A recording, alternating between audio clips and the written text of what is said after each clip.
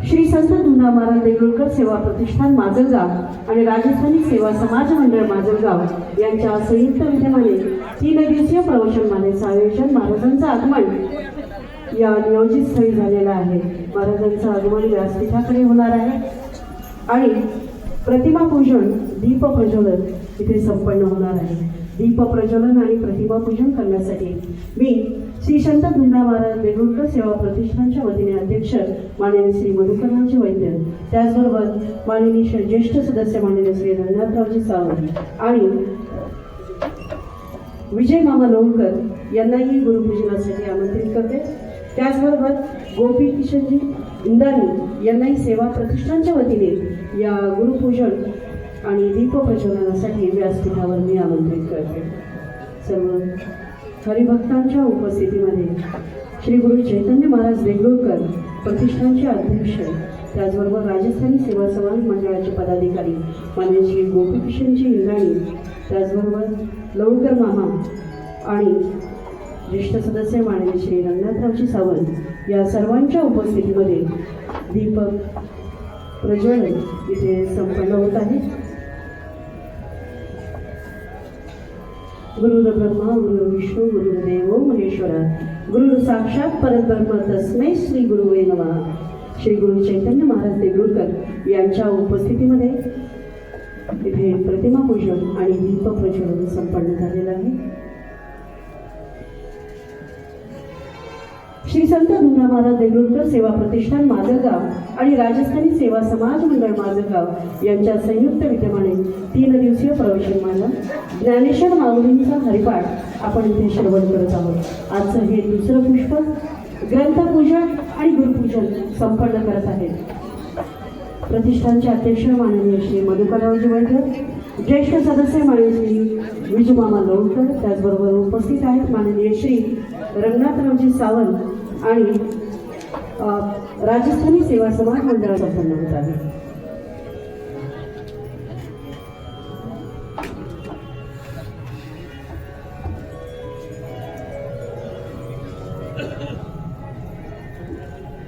प्रवचन मालेचं हे 15वं वर्ष। 10 वर्ष आपण पसायदान श्रवण केलं, 4 वर्ष आपण हरिपाठ श्रवण करत आहोत आणि हे 5वं वर्षही आपण हरिपाठ श्रवण करत आहोत। श्री गुरु चैतन्य महाराज देगलूरकर यांच्या रसावाणीतून इथे आपण हा श्रवण करत आहोत। तो ज्ञानेश्वर माऊलींचा हरिपाठ माल्यार्पणासाठी मी आमंत्रित करते माननीय श्री आर डी भिलेगावकर, माननीय श्री ॲडव्होकेट आर डी भिलेगावकर, त्यानंतर माल्यार्पणासाठी आमंत्रित करते श्री अशोक बजाज। आपल्या नावाचा उल्लेख झाला की आपण कृपया व्यासपीठाकडे यायचं आहे माल्यार्पणासाठी। माल्यार्पणासाठी नंतर मी आमंत्रित करते माननीय श्री पांचाळ मामा यांनी माल्यार्पणासाठी व्यासपीठाकडे यायचं आहे। माननीय श्री श्रीकृष्ण शेंडगे यांनाही माल्यार्पणासाठी आमंत्रित करते। उपस्थित असलेले डॉक्टर नरेंद्र निळेकर यांनाही माल्यार्पणासाठी मी व्यासपीठाकडे आमंत्रित करते। उपस्थित असलेले चंद्रकांतराव कुलकर्णी गंगाखेडवरून ते उपस्थित आहेत, त्यांनाही मी माल्यार्पणासाठी आमंत्रित करते। माननीय श्री सुरेश सर देशमुख पिंपरखेडकर यांनाही मी माल्यार्पणासाठी आमंत्रित करते। उपस्थित असलेले रमेशराव पांडे यांनाही माल्यार्पणासाठी आमंत्रित करते। आपल्या नावाचा उल्लेख झाला की आपण कृपया व्यासपीठाकडे त्वरित यायचं आहे। उपस्थित असलेले ॲडव्होकेट विश्वासराव जोशी श्री सिद्धेश्वर शैक्षणिक संकुलाचे कार्यवाह यांनाही मी आमंत्रित करते। त्याचबरोबर भारतीय शिक्षण प्रसारक संस्थेचे केंद्रीय कार्यकारिणी सदस्य आणि सिद्धेश्वर शैक्षणिक संकुलाचे पालक म्हणून उपस्थित असलेले प्रकाश भाऊ दुगड यांनाही मी माल्यार्पणासाठी आमंत्रित करते। उपस्थित असतील तर सिद्धेश्वर माध्यमिक विद्यालयाचे अध्यक्ष माननीय श्री प्रशांतजी पानक यांनाही माल्यार्पणासाठी आमंत्रित करते। उपस्थित असलेले युवराज ठोंबरे यांनीही माल्यार्पणासाठी व्यासपीठाकडे यायचं आहे। त्याचबरोबर दिनकरराव लिंगसेकर यांनीही माल्यार्पणासाठी यायचं आहे। इथे उपस्थित असलेले ज्येष्ठ पत्रकार माननीय श्री सुहासराव देशमुख यांनीही माल्यार्पणासाठी व्यासपीठावर यायचं आहे। हरिभक्त परायण राऊत माऊली केसापुरीहून उपस्थित असलेले त्यांनी यायचे आहे। सर्जेराव महाराज काशी यांनी माल्यार्पणासाठी यायचं आहे। उपस्थित माननीय श्री गाजरे सर यांनीही माल्यार्पणासाठी यायचं आहे। त्याचबरोबर सिद्धेश्वर शैक्षणिक संकुलाचे सदस्य माननीय श्री उद्धवराव नागरगोजे सर यांनीही माल्यार्पणासाठी व्यासपीठावर यायचं आहे. श्री कुमार मुळे सर यांनी माल्यार्पणासाठी येतानाही आमंत्रित करते की त्यांनी माल्यार्पणासाठी व्यासपीठाकडे यायचं आहे. उपस्थित श्रीधर जोशी यांनी माल्यार्पणासाठी यायचं आहे. हरिभक्त परायण श्री पद्माकरराव जोशी नितृडकर यांनीही माल्यार्पणासाठी व्यासपीठावर यायचं आहे. श्री शरद फुलभुज यांनीही माल्यार्पणासाठी यायचं आहे. महारुद्र महाराज पवार यांनाही मी आमंत्रित करते की त्यांनी व्यासपीठावर येऊन माल्यार्पण संपर्क करावा. त्याचबरोबर कालिदास महाराज नाईकनवरे यांनी यायचं आहे. उपस्थित असलेले गोविंद वसंतराव देशमुख यांनीही माल्यार्पणासाठी यायचं आहे.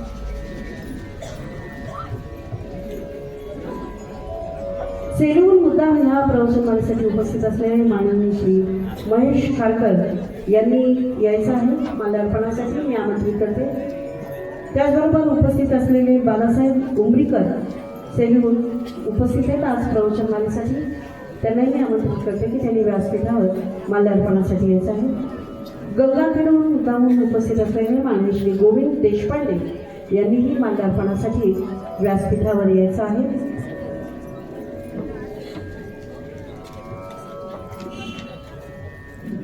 आणि अभंगासाठी आमंत्रित करते चैतन्य आहे सर. चैतन्य आहे श्री सिद्धेश्वर माध्यमिक विद्यालयामध्ये संगीत शिक्षक म्हणून सध्या रुजू आहे. तबल्याची साथ संगत करत आहेत ॲडव्होकेट सुबोध श्रीराम देशपांडे. त्याचबरोबर मृदुंगावर आज उपस्थित आहेत पुण्याचे कलाकार आपले भूमिपुत्र आकाश अभय देशमुख आणि समाधीची साथ करत आहेत कुणाल कुलकर्णी.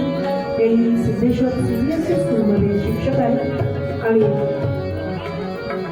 टाळाची साथ संगत करत आहेत श्री दिगंबर महाजन आणि सागर देशमुख.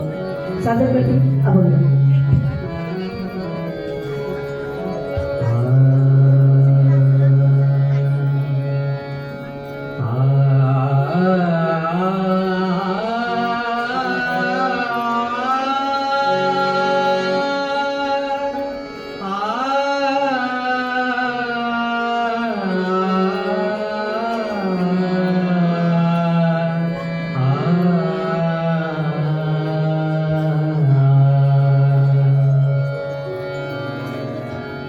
नाम घेता तुझे गोविंद, नाम घेता तुझे गोविंद, नाम घेता तुझे गोविंद, मनी वाहे भरोनी आनंद, नाम घेता तुझे गोविंद, मनी वाहे भरोनी आनंद, नाम घेता तुझे गोविंद.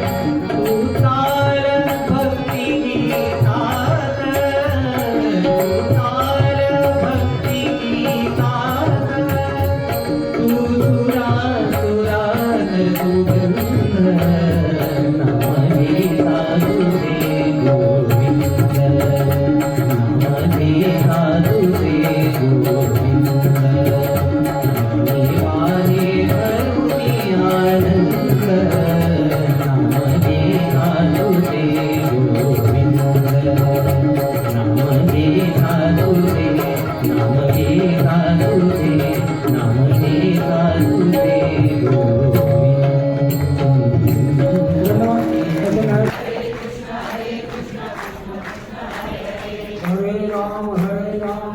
राम हरे हरे कृष्ण कृष्ण कृष्ण हरे हरे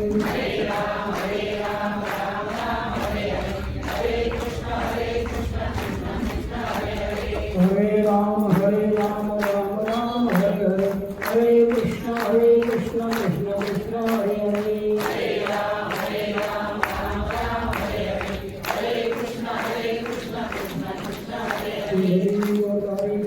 श्री ज्ञानदेव भगवान सद्गुरु महाराज की जय।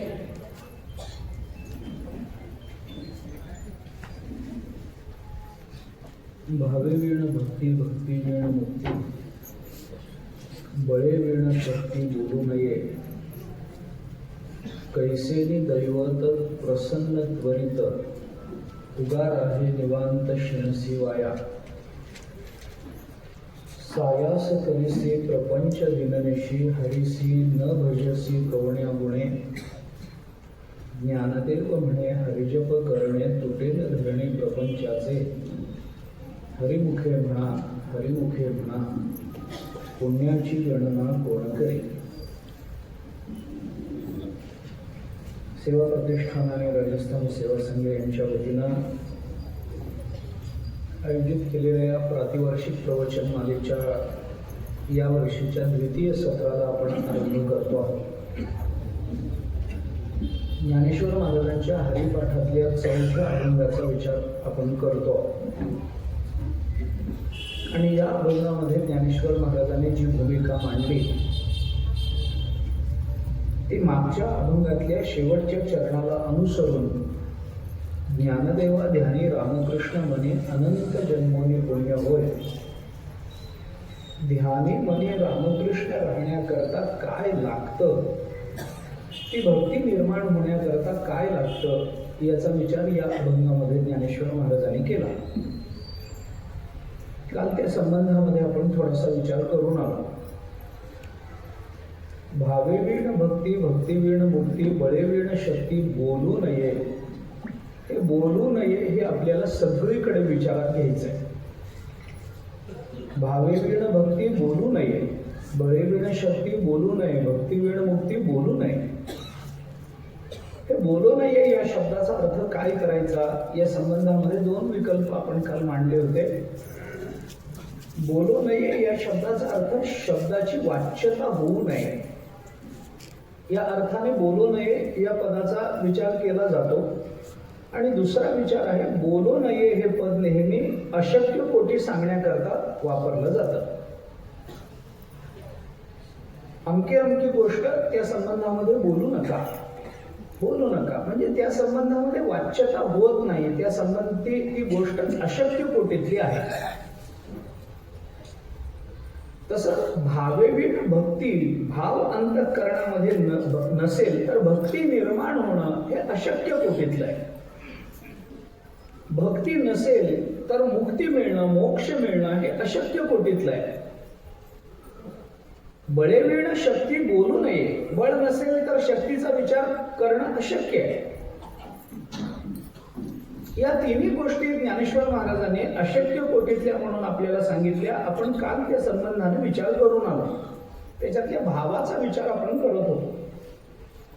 आता या 3 गोष्टी का सांगितल्या, बळेवीण शक्ती बोलू नये हे म्हणजे खरं म्हटलं तर हा काही दृष्टांत नाहीये।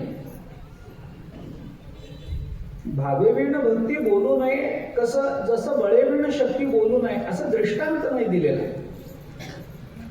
पण भाव भक्ती आणि बळ या 3 संबंधानं तिन्हीच्या संबंधानं जर विचार करायचा असेल तर या 3 स्वतंत्र गोष्टी आहेत आणि या 3ही गोष्टी नाम साधनेशी जोडल्या गेलेल्या आहेत। भावेवीण भक्ती हा भक्तिशास्त्राचा अर्थ आहे, भक्तिवीण मुक्ती हा ज्ञानशास्त्राचा अधिकार आहे, ज्ञानशास्त्राचा विचार आहे आणि बळेवीण शक्ती हा योगशास्त्राचा विचार आहे। कारण साधकाला प्राप्त होणाऱ्या शक्ती या योगानं प्राप्त होतात असं तुकोबारायांनी म्हटलंय। योग भाग्ये घरा येती सर्व शक्ती चालत, असं तुकोबारांचं म्हणणं आहे. योग भाग्यानं सर्व शक्ती चालत घरी येतात. मग इथलं बळ कोणतं? योगाचं बळ नसेल तर शक्तीच्या संबंधानं बोलू नये. बळे विण शक्ती बोलू नये, योगाचा विचार. अशा तिन्ही भूमिका ज्ञानेश्वर महाराजांनी, भक्ती, ज्ञान आणि योग, या तिन्ही भूमिका ज्ञानेश्वर महाराजांनी मांडल्या आहेत.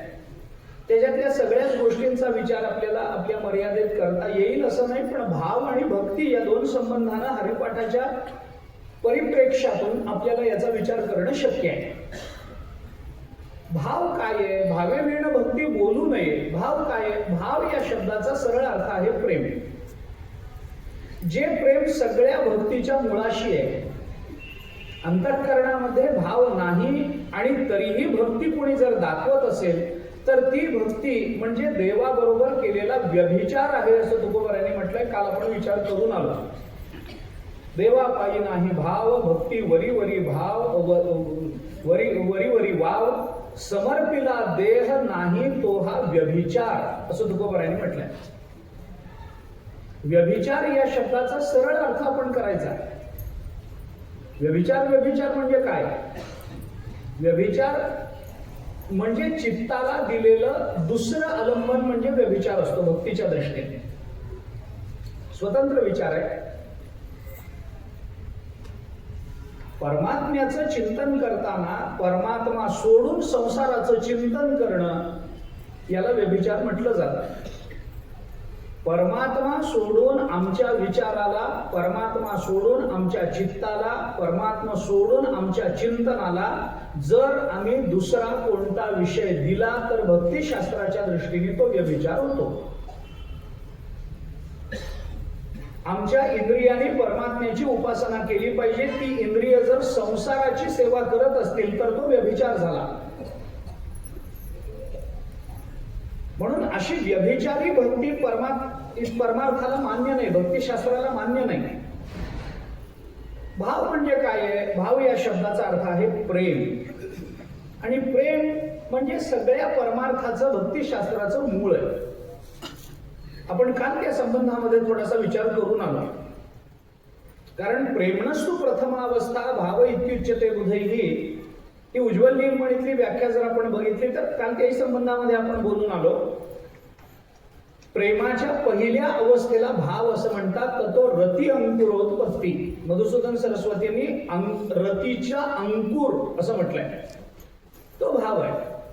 प्रेमाचा अंकुर, प्रेमाची पहिली अवस्था म्हणजे भाव, आणि प्रेमाची शेवटची अवस्था म्हणजे ही भाव आहे. याही संबंधात काल आपण बोललो.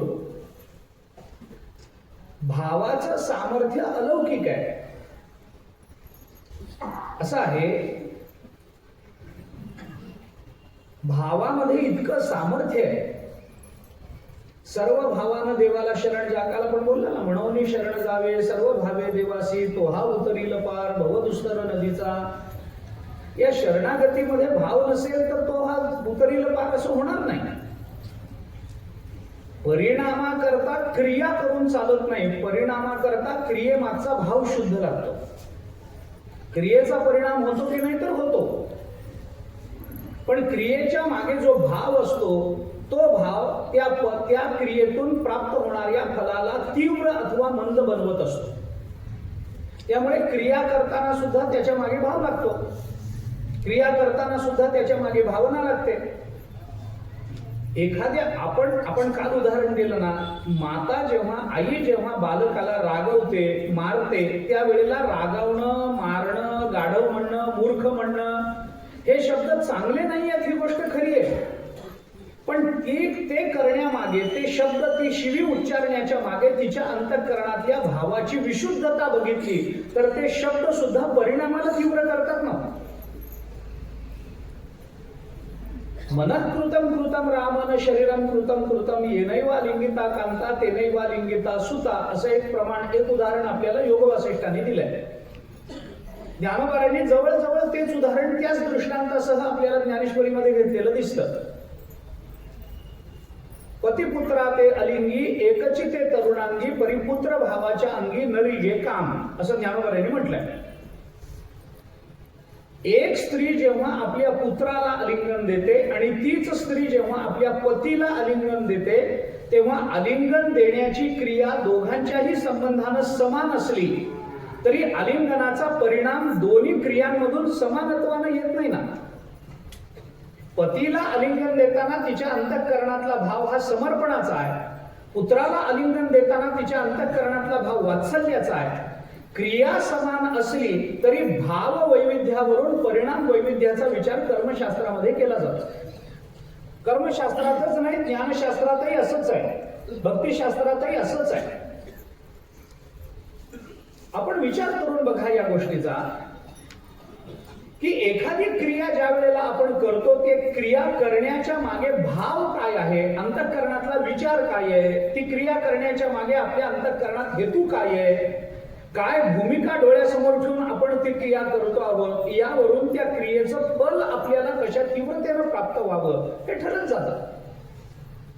काहीतरी करायचंय म्हणून करणाऱ्या लोकांना फल तेवढं चांगलं मिळत नाही, पण जो हेतूतः ते कर्म करायला बसतो, जाता जाता जांभई आली म्हणून राम राम म्हणणाऱ्याला तेवढं तीव्र फल मिळत नाही. फल मिळत नाही असं माझं म्हणणं नाहीच आहे, ते त्या तीव्रतेनं मिळत नाही जेवढं राम राम म्हणण्याकरता जो देवासमोर बसलेला आहे आणि हातामध्ये माळ घेऊन परमात्म्याला पूर्ण शरण जाऊन राम राम म्हणतो आहे, त्याचं जे फल मिळतं ते जांभई आल्यानंतर राम राम म्हणल्याने मिळतं काय? मिळत नाही.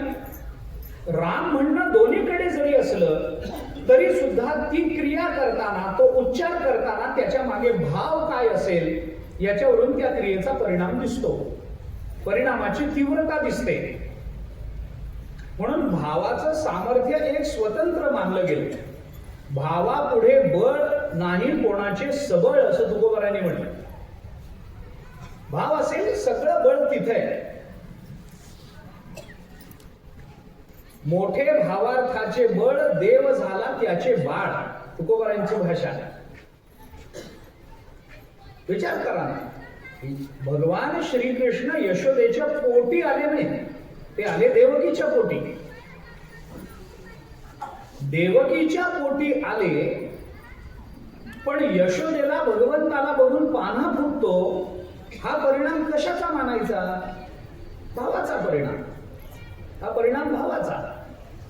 मोठे भावार्थाचे बळ देव झाला त्याचे बाळ. म्हणून भावाचं सामर्थ्य इतकं व्यापक आहे, इतकं मोठं आहे. अगदी सरळ बोलायचं झालं तर भावाचं हे सामर्थ्य आहे की भाव हा सामान्य नव्हे, निंद्य कर्माला सुद्धा भक्ती बनवतो. सामान्य कर्माला भाव भक्ती बनवेल याच्यात नवल नाही, निंद्य कर्माला सुद्धा भक्ती बनवेल. मी आपल्याला अशी उदाहरणं सांगतो. म्हणून तर भगवंतांनी गीतेमध्ये पुढे अपिचेत सुदुराचारो भजते माम अनन्य भाग हे शब्द का वापरले? कोण आहे तो अपिचेत सुदुराचारो? अहो मला सांगा, भगवंताच्या छातीवर लाथ मारणं हे कर्म चांगलं आहे का वाईट आहे? भगवंताला लाथ मारणं हे कर्म चांगलं का वाईट? भगवंताला लाथ मारावी का? मारू नये. पण भृगु ऋषींनी मारलेली लाथ या जगामध्ये भक्ती ठरली की नाही? का ठरली? भाव हे त्याचं कारण. अंतःकरणामध्ये भगवत संबंधानं निर्माण होणारा भाव इतका सामर्थ्य संपन्न असतो की तो आपल्या सामान्य लौकिक क्रियेलाच नव्हे तर आपल्या निंद्य कर्माला सुद्धा तो भक्ती या पदापर्यंत पोहोचवत असतो. आपल्याला म्हणून भक्तिशास्त्रामध्ये याला विरोधासक्ती असं म्हणतात. ही विरोधी भक्ती मानली गेली. मग त्याच्याकरता उदाहरणं दिली आहेत. शिशुपालाचं उदाहरण त्याच्याकरता, कंसाचं उदाहरण त्याच्याकरता, रावणाचं उदाहरण त्याच्याकरता. हे काय आहे सगळं? आणि विरोधासक्ती भक्ती मानली गेली. परमात्म्याच्या विरोधात जाऊन केली गेलेली भक्ती. त्याच्या मागे विचार खूप मोठा आहे, विचार खूप सूक्ष्म आहे. परमात्म्याला अनुकूल राहून केली जाणारी भक्ती आणि परमात्म्याला प्रतिकूल होऊन केली जाणारी भक्ती. आपण भक्तीचा विचार करू तेव्हा त्याचा विचार थोडासा जास्त करू. अनुकूल्येन कृष्णानुशीलनम भक्ती उत्तम असं आलंय भक्तिशास्त्रामध्ये, भक्तिरसामृत सिंधू मध्ये आलं. अनुकूल होणं वेगळं आणि प्रतिकूल होणं वेगळं.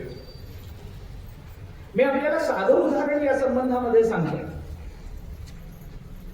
रावण परमात्म्याचा विरोधी आहे, परमात्म्याचा शत्रू आहे.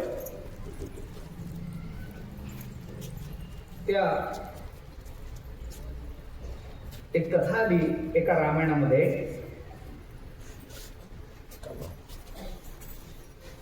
रामचंद्र प्रभूंनी सेतुबंधन केलं, नलनीलाने तो सेतू बांधला आणि सगळ्या सैन्यासकट रामचंद्र प्रभू जेव्हा अयोध्येत आले त्यावेळेला त्या दिवशीच्या पहाटे, जेव्हा हे सगळं प्रकरण सुरू, त्या दिवशीच्या पहाटे ब्राह्म मुहूर्तावर रावणाच्या शेजारी झोपलेल्या मंदोदरीला एक स्वप्न पडलं. अद्भुत रामायणात आलेली कथा आहे. मंदोदरी रावणाच्या शेजारी झोपली होती, तिला स्वप्न पडलं. ती एकदम दचकून उठली. अंग सगळं घामानं चिंब झालेलं, चेहऱ्यावर खूप घाबरलेले भाव, भयग्रस्त झालेलं अंतःकरण. दचकून उठली, आरडाओरडा करत एकदम उठली आणि तिच्या उठण्याने रावणाला जाग आली. तर रावणाने तिला असं सांगितलं, विचारलं, काय झालं, दचकून उठायला काय झालं, माझी झोप मोडली. ते म्हणाले, मला स्वप्न पडलं. काय स्वप्न पडलं? भयानक स्वप्न आहे. काय पडलं, काय स्वप्न? तिने सांगितलं, मला असं स्वप्नात दिसलं की रामचंद्र प्रभू लक्ष्मणासह आता लंकेमध्ये आलेले आहेत, त्यांचं तुमच्या बरोबर युद्ध सुरू झालेलं आहे, त्यांनी कुंभकर्णाला मारलेलं आहे आणि आता ते धनुष्यबाण घेऊन मारण्याकरता तुमच्याकडे येत आहेत असं मी स्वप्नात बघितलं आणि आता ते तुम्हाला मारतील आणि माझं सौभाग्य नष्ट होईल याची मला भीती वाटली, म्हणून मी एकदम दचकून उठले. हे रावणाला सांगितल्यानंतर आता मंदोदरी पतिव्रता आहे. काळ आहे ब्राह्ममुहूर्ताचा. ब्राह्ममुहूर्तावर पतिव्रतेला पडलेली स्वप्न कधीही खोटी होत नाहीत असा ज्योतिषशास्त्राचा संकेत आहे. तिने सांगितलं, असं घडलंय, मला भीती वाटली. रावण हसला आणि रावणाने सांगितलं, अगं वेळ लागलाय का तुला? मी कोण आहे याचा विचार कर. मी असुरांचा अधिपती आहे, देव माझ्या बंदीखान्यात आहे आणि इतका सामर्थ्य संपन्न नवरा तुझ्या शेजारी असताना दोन माणसं काय येतात आणि ते मला मारतील याची तुला भीती वाटेल? ते म्हणाले, तुम्ही सामर्थ्य संपन्न आहात याच्यावर माझा पूर्ण विश्वास आहे. मी पतिव्रता आहे, तुमच्या कर्तृत्वावर माझा पूर्ण विश्वास आहे, मला त्याबद्दल अडचण नाही आहे. मग घाबरायला काय झालं? ते म्हणाली, तुम्ही जरी किती सामर्थ्य संपन्न असलात तरी बायकोला कोणतं स्वप्न पडावं हे किती सामर्थ्य संपन्न नवरा ठरवू नाही शकत. मला हे स्वप्न पडलंय, माझ्या स्वप्नावर तुमची सत्ता नाही आहे, माझ्या देहावर असेल, माझ्या इंद्रियांवर असेल, पण माझ्या स्वप्नावर तुमची सत्ता नाही, ती कुणाचीच चालत नाही. कारण स्वप्न हा कर्माचा विपाक मानला गेला वेदांत शास्त्रात. जागृती, स्वप्न आणि सुषुप्ती या तीनही अवस्था हा कर्माचा विपाक आहे. आणि तुर्या नावाची जी शेवटची अवस्था, ज्याला ब्रह्मज्ञान मोक्ष असं म्हणतात, तो मात्र वस्तुतंत्र असल्याने तो प्रयत्न, गुरुकृपा, शास्त्रकृपा आणि भगवत कृपा याचा परिणाम मानला गेला. आम्हाला पडतं ते स्वप्न आमच्या कर्माचा परिणाम आहे. आता सामान्यत्वानं बोलतो, मला काही कोणाबद्दल बोलायचंय असं नाहीये, पण आपल्याला कधी आपण आळंदीला माऊलींच्या समाधीसमोर उभे आहोत आणि नमस्कार करतो आहोत असं स्वप्न पडलंय का? उगी गंमत म्हणून विचारतो, असं स्वप्न कधी पडलंय का आपल्याला की स्वप्नामध्ये आपण माऊलींच्या समाधीसमोर बसलेलो आहोत, आपल्या हातामध्ये ज्ञानेश्वरी आहे, आपलं पारायण पूर्ण झालंय आणि आता माऊलींच्या समोर बसून आपण पसायदान म्हणतो आहोत, असं स्वप्न आपल्याला पडतं का? नाही पडत, पडणारच नाही, कारण कर्म तशी नाहीच आहे. हा कर्माचा परिणाम. बघा ना, आपण एखाद्या वेळेला एखादा मनुष्य जो रोज सकाळी 10 वाजता उठतो आहे, 10 वाजल्याशिवाय ज्याचा डोळा उघडत नाही, तो कधी कधी पहाटे 4ला जागा होतो. आज कशी काय माहिती जाग आली, एकदम छान जाग आली, मी पुन्हा झोपलो नाही.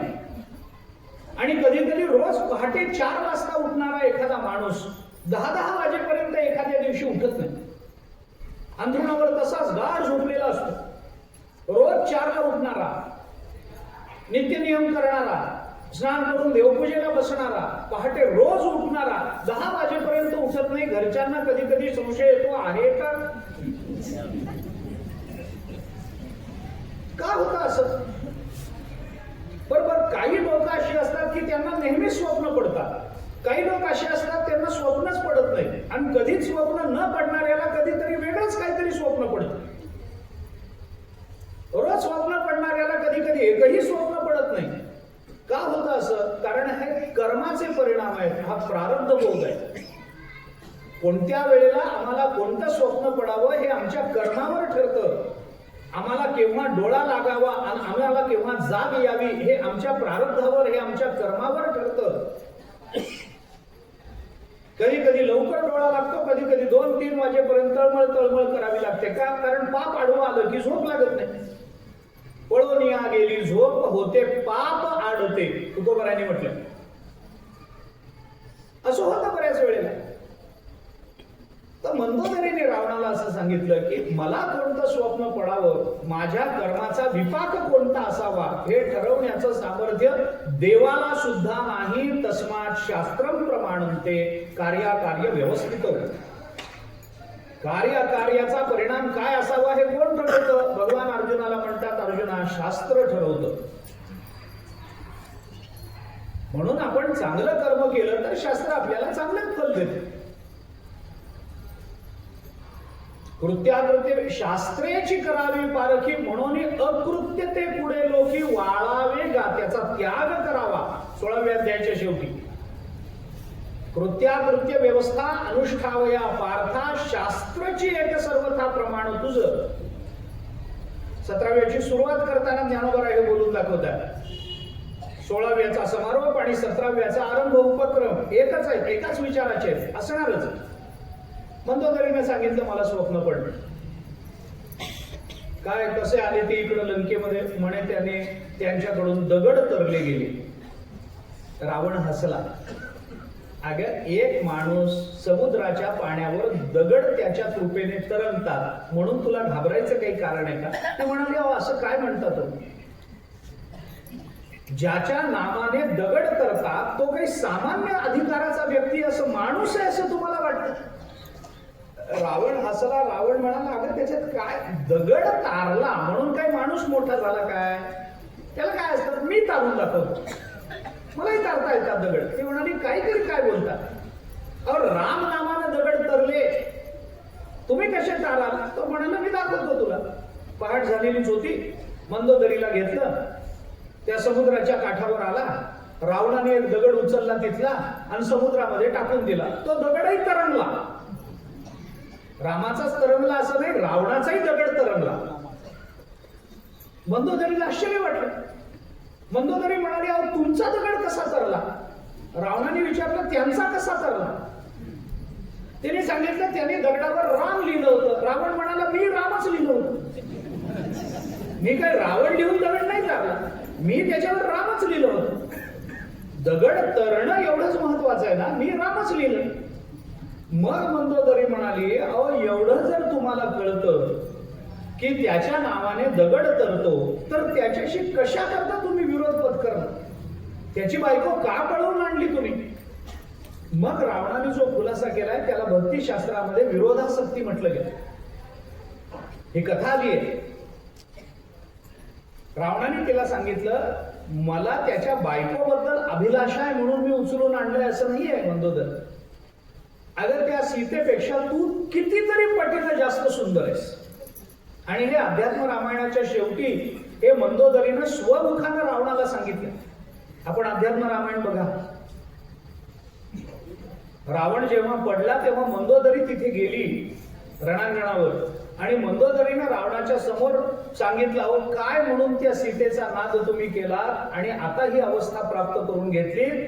सौंदर्याच्या आणि कुळाच्या बाबतीत सीता माझ्या नखाची बरोबरी करू शकत नाही असं मंदोदरी बोलली. इतकी मंदोदरी सुंदर आहे. रावण म्हणाला तुझं सौंदर्य इतकं असताना मी त्या सीतेच्या नादाला लागावं असं नाही आहे, मग कशा करता आणलं? त्यांनी सांगितलं काही नाही, मी सीतेला पळवून आणलं की तिचा शोध घेत रामचंद्र प्रभू माझ्या नगरात येतील आणि त्यांच्या बाणाने मला मरण मिळेल म्हणून मी तिला उचलून आणलं. आता मला सांगा, ही कृती करताना माझा विस्तार पुष्कळ आहे अजून कथेचा, माझा विषय संपला. मला इतकंच आपल्याला सांगायचं आहे की ही कृती करताना रावणाच्या अंतःकरणातल्या भावनेला आपल्याला काही महत्व देता येईल का फक्त बायको उचलून आणली एवढंच बघावं लागेल. जर फक्त बायको उचलून आणली असं झालं असतं तर रावण नरकात पडायला पाहिजे होता. रामचंद्र प्रभूंचा बाण लागून रावणाला मोक्ष आहे ना, मोक्ष आहे रावणाला. कंसाला मोक्ष मिळाला, पुतनेला मोक्ष मिळाला जी मारायला आली. ती उदाहरण ज्ञानोबांनी दिली ना आपल्याला. कृती काय चांगली याच्यात ती मला सांगा ना.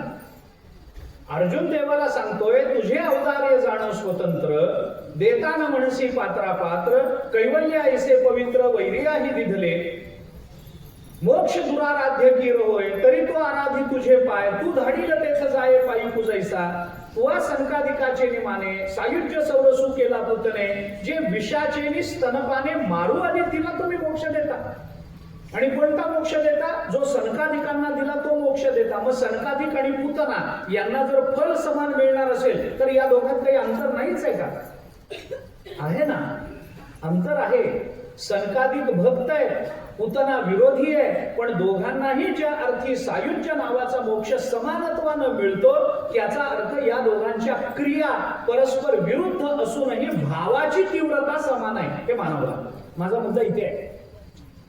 भावाची तीव्रता दोघांच्याही ठिकाणी समान आहे. बायको उचलून आणली हे कर्म निश्चित निंद्य आहे, पण या निमित्तानं रामचंद्र प्रभूंच्या हातून आपल्याला मरण मिळावं हा भाव मात्र विशुद्ध आहे. आणि परिणाम हा भावाचा झालेला आहे, कर्माचा झालेला नाही. आता रावण असं करतो म्हणून उद्या जर आपणही सगळे असंच करायला लागलो, माझा भाव शुद्ध आहे हो, मी फक्त बायको पळवून आणली, असं करून चालणार नाही. कारण त्याचं असं आहे, विरोधासक्ती. मी त्याचं महत्व सांगतो आपल्याला. मी हे कशा करता आपल्याला सांगतोय, मला आपल्या समोर हा महत्वाचा विचार एक ठेवायचा आहे की भावे वीण भक्ती असं जे ज्ञानेश्वर महाराज म्हणतात याचा सरळ अर्थ असा आहे की भावाचं सामर्थ्य इतकं अलौकिक आहे की तो भाव असल्याशिवाय आपल्या सामान्य लौकिक अथवा निंद्य कृतीला भक्ती म्हणता येत नसेल तर भावाशिवाय भक्ती कधीही निर्माण होणार नाही. बोलू नये हा सिद्धांत आहे. निंद्य क्रियेला सुद्धा हा भाव भक्ती बनवतो हा मुद्दा आहे. कारण असं आहे, परमात्म्याला अनुकूल राहून केलेली परमात्म्याची उपासना आणि परमात्म्याला प्रतिकूल होऊन केलेली परमात्म्याची उपासना. गंमत याच्यामध्ये आवाज मी साधं बोलतो. आपल्या नित्य जीवनामध्ये, लौकिक जीवनामध्ये, प्रपंचात एखादी क्रिया करताना, एखादं पद ग्रहण करताना, एखादी अवस्था स्वीकारताना किंवा प्रपंचातल्या काहीतरी इच्छित वस्तूची प्राप्ती करून घेताना, मला सांगा, आपण नवीन घर बांधलं, आपण नवीन गाडी घेतली, आपला विवाह झाला, आपल्याला संतती झाली, आपल्याला नोकरीमध्ये काहीतरी उच्च पद मिळालं, आपल्याला काहीतरी सत्ता मिळाली, आपल्याला काहीतरी संपत्ती मिळाली. या सगळ्या जेव्हा गोष्टी आपल्या जीवनामध्ये घडतात तेव्हा त्या प्रसंगामध्ये आपण मित्राचा विचार जास्त करतो का शत्रूचा? थोडा एक मला मानसशास्त्राच्या दृष्टीने विचार सांगा. आपण गाडी घेतली तर आपल्या घरी गाडी आल्यानंतर आपल्या मनामध्ये विचार काय येतात? ते विचार आता आपण मित्राला घेऊन जाऊ शकतो हा विचार आनंदाचा मनात येतो पहिला, का पहिल्यांदा आता माझी गाडी बघून कोण कोण जळल हा विचार मनात येतो? मला सांगा बरं. आपण कोणाच कसला विचार आपल्या मनात येतो? आपल्याला नोकरीमध्ये बढती मिळाली, प्रमोशन मिळालं, आपण उच्च पदस्थ झालो, तर त्या उच्च पदावर जाऊन तिथल्या खुर्चीचा स्वीकार करताना आपल्या मनात आपलं अभिनंदन कोण करेल हा विचार पहिला मनात येतो, की मी इथं बसलो म्हणून कोण कोण ऑफिस मधलं जळेल याचा विचार पहिला मनात येतो. आपण सांगा, मला काही फार विचार आपल्याला फार, तुम्ही निवांत सांगा, मला गडबड नाही. कारण माणसाचा हा स्वभाव आहे, हा स्वभाव आहे. प्रतिकूलतेच्या विचाराची आंदोलनं जेवढ्या पटकन आणि सखोल माणसाच्या ठिकाणी निर्माण होतात, तेवढ्या सकारात्मकतेची आंदोलनं पटकन निर्माण होत नाही. विस्तार करायचा नाही, मला सांगायचं एवढंच आहे की रावण शत्रू आहे तरी त्याला मोक्ष का आहे? कारण तो शत्रू असल्यामुळे अखंड रामाचा विचार करत होता. हीच भक्ती आहे, बस संपलं. तो शत्रू आहे ना, मग शत्रू रूपाने का असे ना, त्याचे प्रत्येक कर्म, त्याची प्रत्येक क्रिया काय वाटेल ते झालं तरी त्याच्या मनात पहिला विचार आला तो रामाचा आला. आणि पहिला विचार ज्याच्या मनामध्ये रामाचा आला त्याला तुम्ही विरोधी म्हणाल का भक्त म्हणाल मला सांगा? मोक्ष मिळणं स्वाभाविक आहे, याला विरोधासक्ती असं म्हणतात. म्हणून भावाचं हे सामर्थ्य आहे की भाव आपल्या निंद्य कर्मालाही भक्ती बनवतो, भक्ती बनवतो. आणि कर्माच्या मागचा भाव काढून घेतला तर ती भक्ती होणार. सरळ आहे, सरळ आहे. अहो, साधं उदाहरण आपण पहा. शून्य हा आकडा आहे, शून्य हा आकडा आहे. या आकड्याचं मूल्य काय? या आकड्याला किंमत काय? शून्य, काही किंमत नाही. शून्य हा आकडा आहे, ही संख्या आहे. या संख्येचं मूल्य काय आहे? तर काही नाही. नुसता शून्य जर तुम्ही काढला तर याचं मूल्य काय? एखादं कार्य चांगलं चालू आहे, कोणी गोशाळा आहे तयार करतं, कोणी गायींना सांभाळतं, कोणी अनाथ मुलांना सांभाळतं. आपण त्यांना एक 0 रुपयाचा चेक द्या, किती रक्कम जमा होईल त्यांच्या खात्यामध्ये? 0 शब्दाला अर्थ काय, मूल्य काय? काही नाही. मग या 0 शब्दाला मूल्य कधी येतं? त्याच्या मागे जेव्हा आपण एखादा आकडा लिहितो तेव्हा. शून्याला किंमत आहे की नाही? तर त्याची किंमत आहे. पण त्याची व्यक्तिगत किंमत म्हणाल तर शून्याला काही नाही. तो 0 जेव्हा स्वतंत्र येतं ना तेव्हा स्वतंत्र शून्याला किंमत नाही.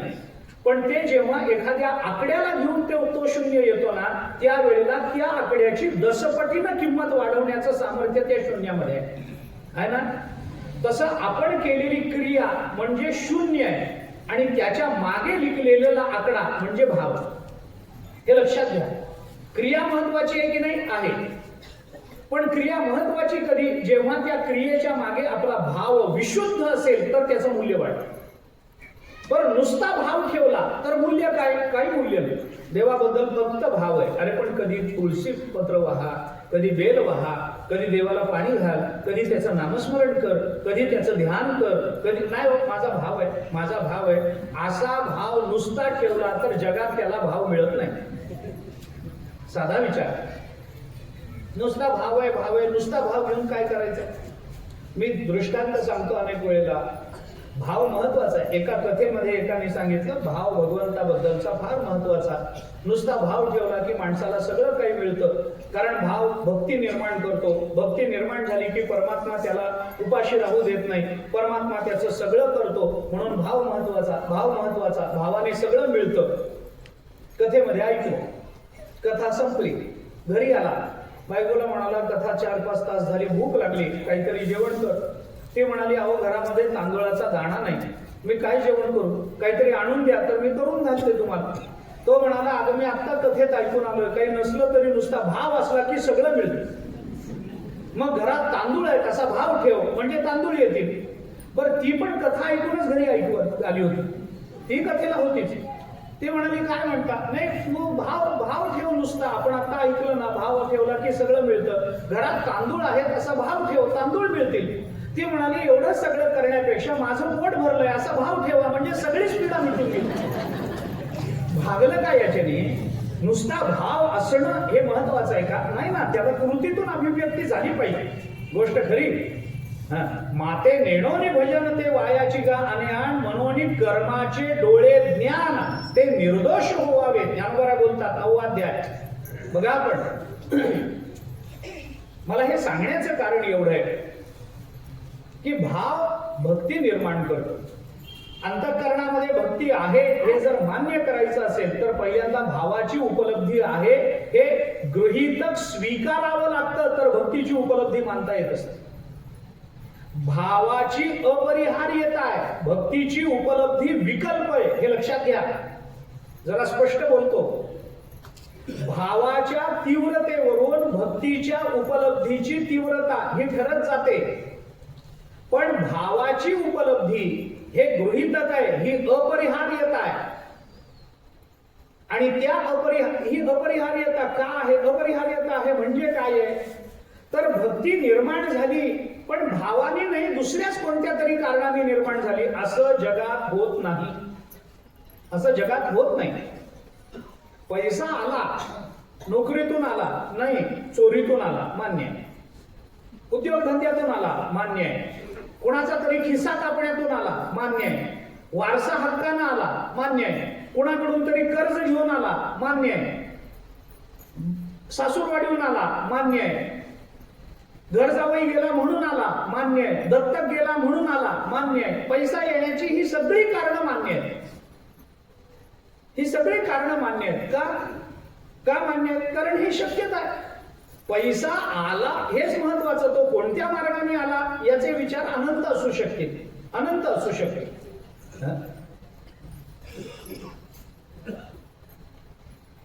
हे जसे विकल्प पैसा येण्याच्या बाबतीत देता येतात, तसा एकही विकल्प भाव विरहित भक्ती करता देता येत नाही. हे मला म्हणायचं. भक्ती कशी निर्माण झाली? भाव नव्हता पण क्रिया केली म्हणून भक्ती झाली नाही. भाव नव्हता पण ज्ञान झालं म्हणून भक्ती आली नाही. भाव नव्हता पण आमची समाधी लागली म्हणून आम्ही भक्त ठरलो नाही. मग आमच्या ठिकाणी भक्ती का निर्माण झाली? कारण आमच्या अंतःकरणामध्ये भाव होता. एवढं एकच कारण आहे भक्ती करता. याला विकल्प नाही, याला अपवाद नाही, याला दुसरा विचार नाही, याच्यात व्यभिचार चालत नाही. मग तो रावण असो, मग तो कंस असो, मग ती पुतना असो, अथवा ते ज्ञानोबराय तुकोबराय असो, अथवा ते चोखोबराय असो, अथवा सनकादिक असो, अथवा ब्रह्मदेव असो, अथवा प्रत्यक्ष परमात्मा असो, परमात्म्याच्या अंतःकरणामध्ये सुद्धा ज्ञानोबराय तुकोबरायांच्या चरणाविषयीची जी भक्ती आहे ती परमात्म्याच्या अंतःकरणातल्या भावानेच निर्माण झालेली आहे, हे मान्य करावं लागेल. देव असला तरी परस्पर भक्ती नाही, ती भावाच्या अधिकरणावरच उभी राहणार. म्हणून ज्ञानोबरायांचं हे आग्रहित प्रतिपादन आहे, भावेवीण भक्ती बोलू नये, शक्य नाही. भावाशिवाय भक्ती शक्य नाही. काल आपण बोललो ना, म्हणून मनुष्य जिवंत आहे. कारण का? प्राण आहे म्हणून. प्राण आहे म्हणून जिवंत आहे तो. आत्मा आहे म्हणून जिवंत नाही आहे तो प्राण आहे म्हणून जिवंत आहे. अहो, दगडातही आत्मा आहे, मग काही दगड जिवंत मानायचा काय? आत्मा सर्वत्र भरून राहिलेला, कणाकणामध्ये आत्मा भरला म्हणतं वेदांत. प्राण आहे, बाकी सगळं चांगलं हो, पण प्राण नाही. लावून द्या लग्न. मुलीचं लागेल का? लागत नाही. जिवंतपणाचं लक्षण प्राण असणं एवढंच आहे. तो कर्म करतो नंतर, तो चालतो नंतर. कशाच्या आधारावर? प्राणाच्या आधारावर, नुसत्या आत्म्याच्या नाही.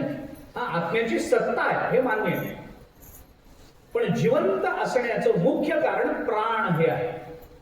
हा विचार करावा लागेल.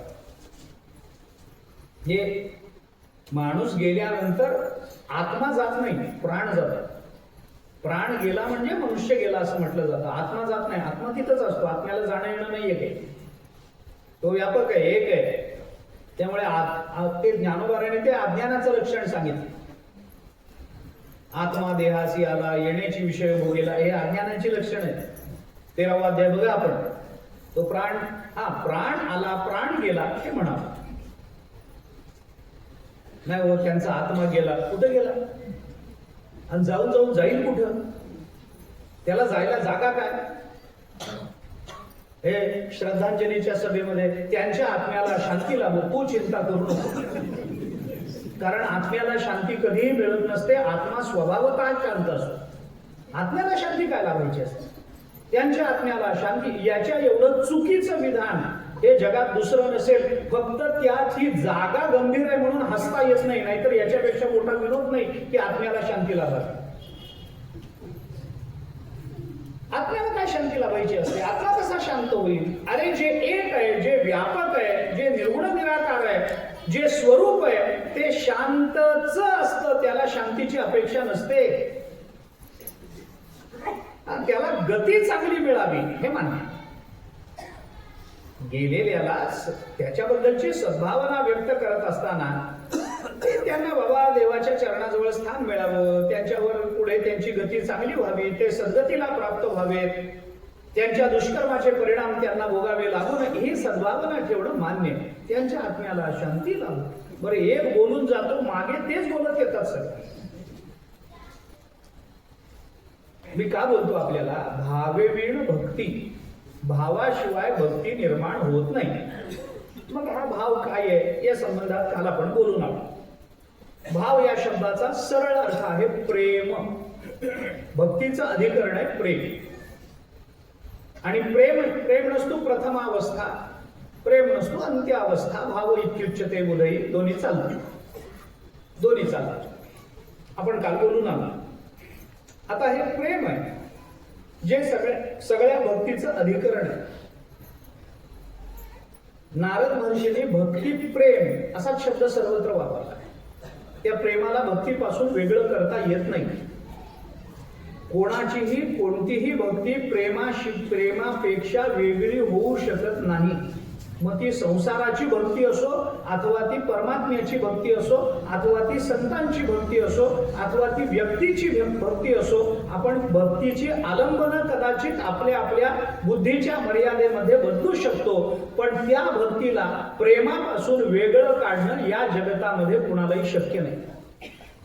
संसाराची भक्ती करणारी माणसं आहेत की नाही? आहेत. का करतात? कारण संसारावर प्रेम आहे म्हणून करतात. व्यक्तीची भक्ती करणारे लोक आहेत की नाही? आहेत जगतामध्ये. का करतात? कारण व्यक्तीवर प्रेम आहे म्हणून करतात. ते खरं खोटं याचे विचार नंतर आहे. पण जी भक्ती अभिव्यक्त झालेली आहे त्याला कारण प्रेमाशिवाय दुसरं काही नाही. म्हणून भाव शब्दाचा अर्थ आहे प्रेम. आता हे प्रेम काय आहे? प्रेम म्हणजे काय? प्रेमाचं स्वरूप काय? प्रेम शब्दाची व्याख्या काय? तर याची निश्चित एक व्याख्या नाही. तुकोबरायांनी म्हटलंय, प्रेम नये सांगता बोलता दाविता अनुभव चित्ता चित्त जाणे. प्रेम हा बोलण्याचा विषय नाहीये, प्रेम हा अनुभवाचा विषय.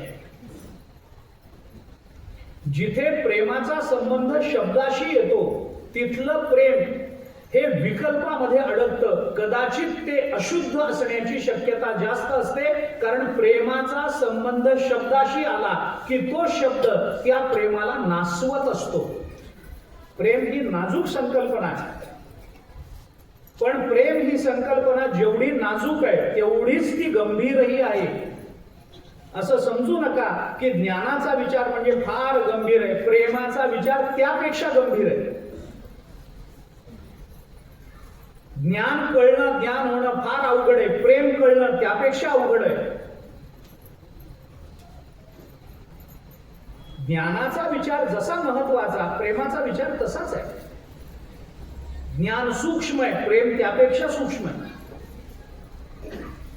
आपण गांभीर्यानं त्या विषयाकडे बघितलं पाहिजे. दुर्दैवाने काय झालं, आता हा विषय नाहीये बोलण्यासारखा, परंतु दुर्दैवाने काय झालं, प्रेम या संकल्पनेला फार सवंग रूप आलं, फार सामान्य रूप आलं, किंबहुना फार घाण रूप आलं. हा शब्द बाधित झाला जास्त.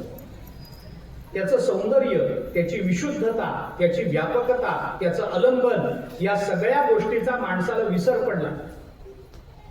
मी आपल्याला स्पष्ट सांगतो, मी जर चुकत असेल तर क्षमा करा, पण मी आपल्याला स्पष्ट सांगतो, प्रेम या संकल्पनेचं आलंबन फक्त देव एवढाच असतो. इतरत्र प्रेम असणं शक्य नाही. इतरत्र असते ती वासना असेल, इतरत्र असेल तो स्वार्थ असेल, इतरत्र असेल, मी थोडं पुढे जाऊन चांगलं बोलेन तर थोडीशी आपुलकी असेल, मान्य.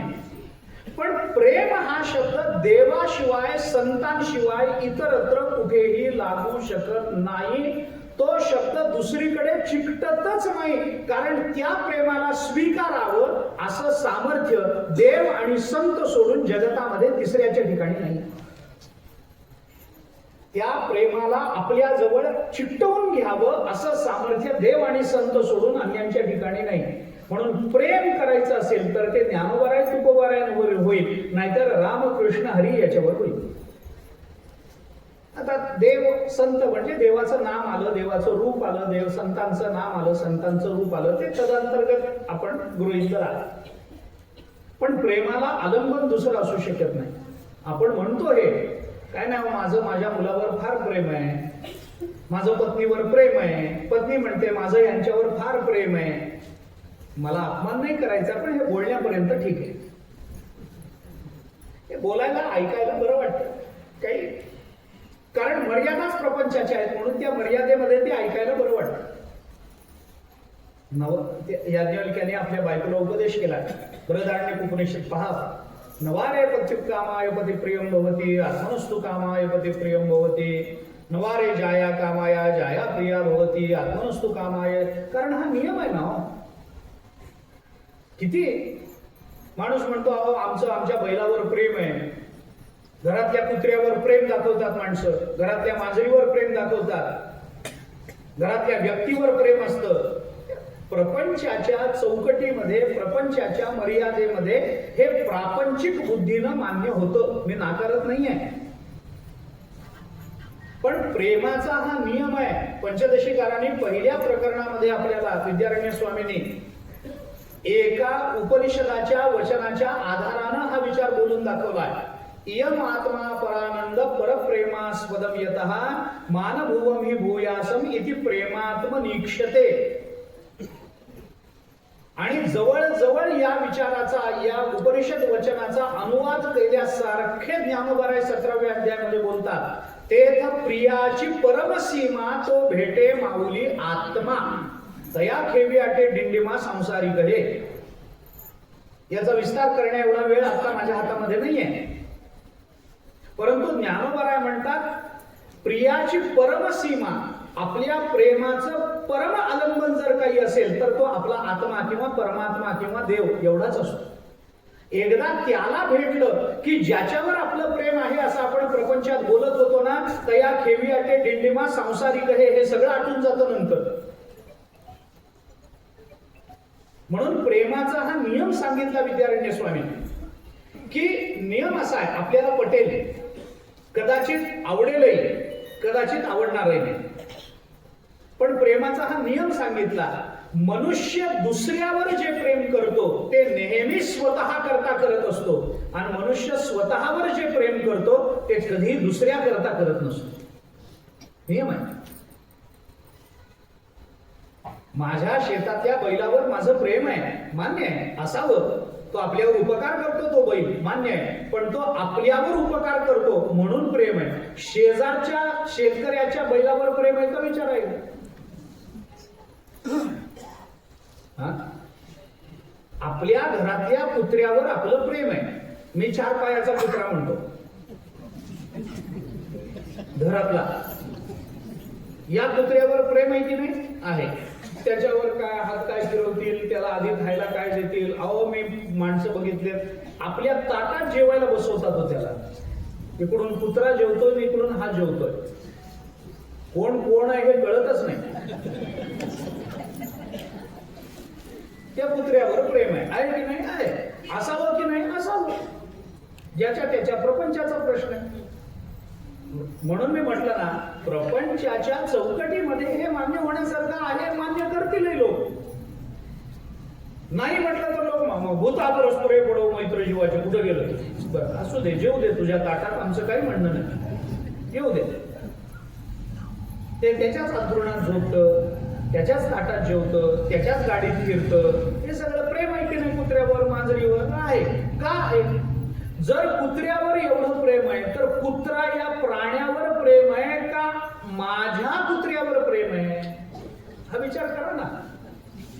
मग शेजारच्याच कुत्र भुंकलं, हा भुंकतो का काय त्याला आमचं बघा, कधी चोर आला तरी कुंकत नाही. किती शहाणा. त्याला दोषात सुद्धा गुण दिसतात. कारण का ते माझं आहे, माझ्या करता आहे. जे आपल्या करता असतं, म्हणजे दुसऱ्यावरचं प्रेम नेहमी स्वतः करता असतो, पण स्वतःवरचं प्रेम कधी दुसऱ्या करता नसतं. मी माझ्यावर प्रेम करतो ते बैला करता नाहीये, मी माझ्यावर प्रेम करतो ते कुत्र्या करता नाहीये. म्हणून कुत्र्याचा त्याग होतो माझ्यासाठी, माझा त्याग कुत्र्या करता होत नाही.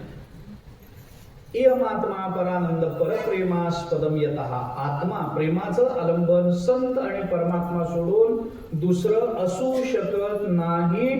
कारण या व्यतिरिक्त असा विषय जगतामध्ये नाही की जे आपल्या प्रेमाला धारण करण्याची योग्यता बाळगून आहे.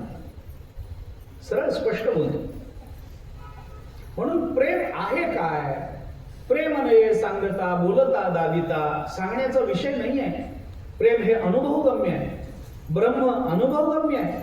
ब्रह्माबद्दल काय बोलाल आपण? ब्रह्म म्हणजे काय असं विचारलं तर कोणी काही सांगू शकत नाही. त्याची तटस्थ लक्षणं, स्वरूप लक्षणं सांगत बसतील, चर्चा करतील वेदांती विद्वान. नाही, असं नाही आहे.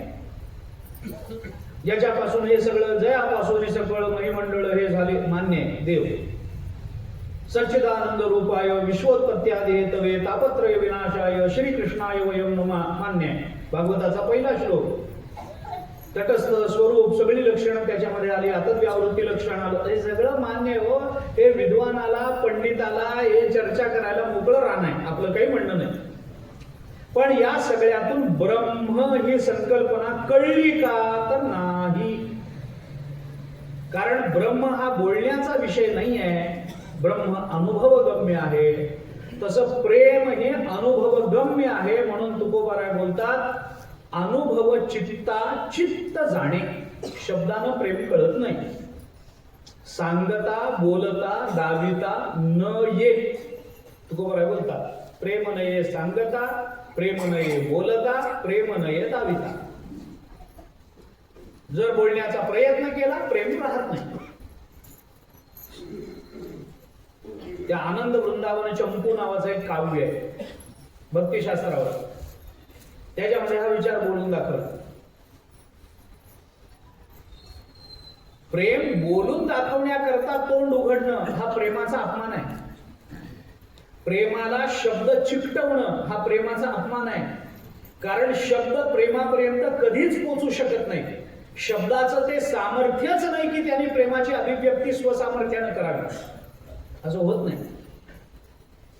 असं होत नाही. पुष्कळ विचार त्या संबंधामध्ये बोलून दाखवतो. प्रेमाद्वयो रसिकयोरपि दीपएव हृद्वेश्म भासयति निश्चलमेव भाति द्वारादयो वदनतस्तु बहिकृतश्चेत निर्वाति न्यूनम अथवा लघुतामुपैति. आनंद वृंदावन चंपूत आलेला आहे. प्रेम अंतःकरणामध्ये दिव्याच्या ज्योतीप्रमाणे तेवत असतं. शांत ज्योत आहे. आपण वर काच वगैरे ठेवतो ना, वारा लागू नये याच्याकरता.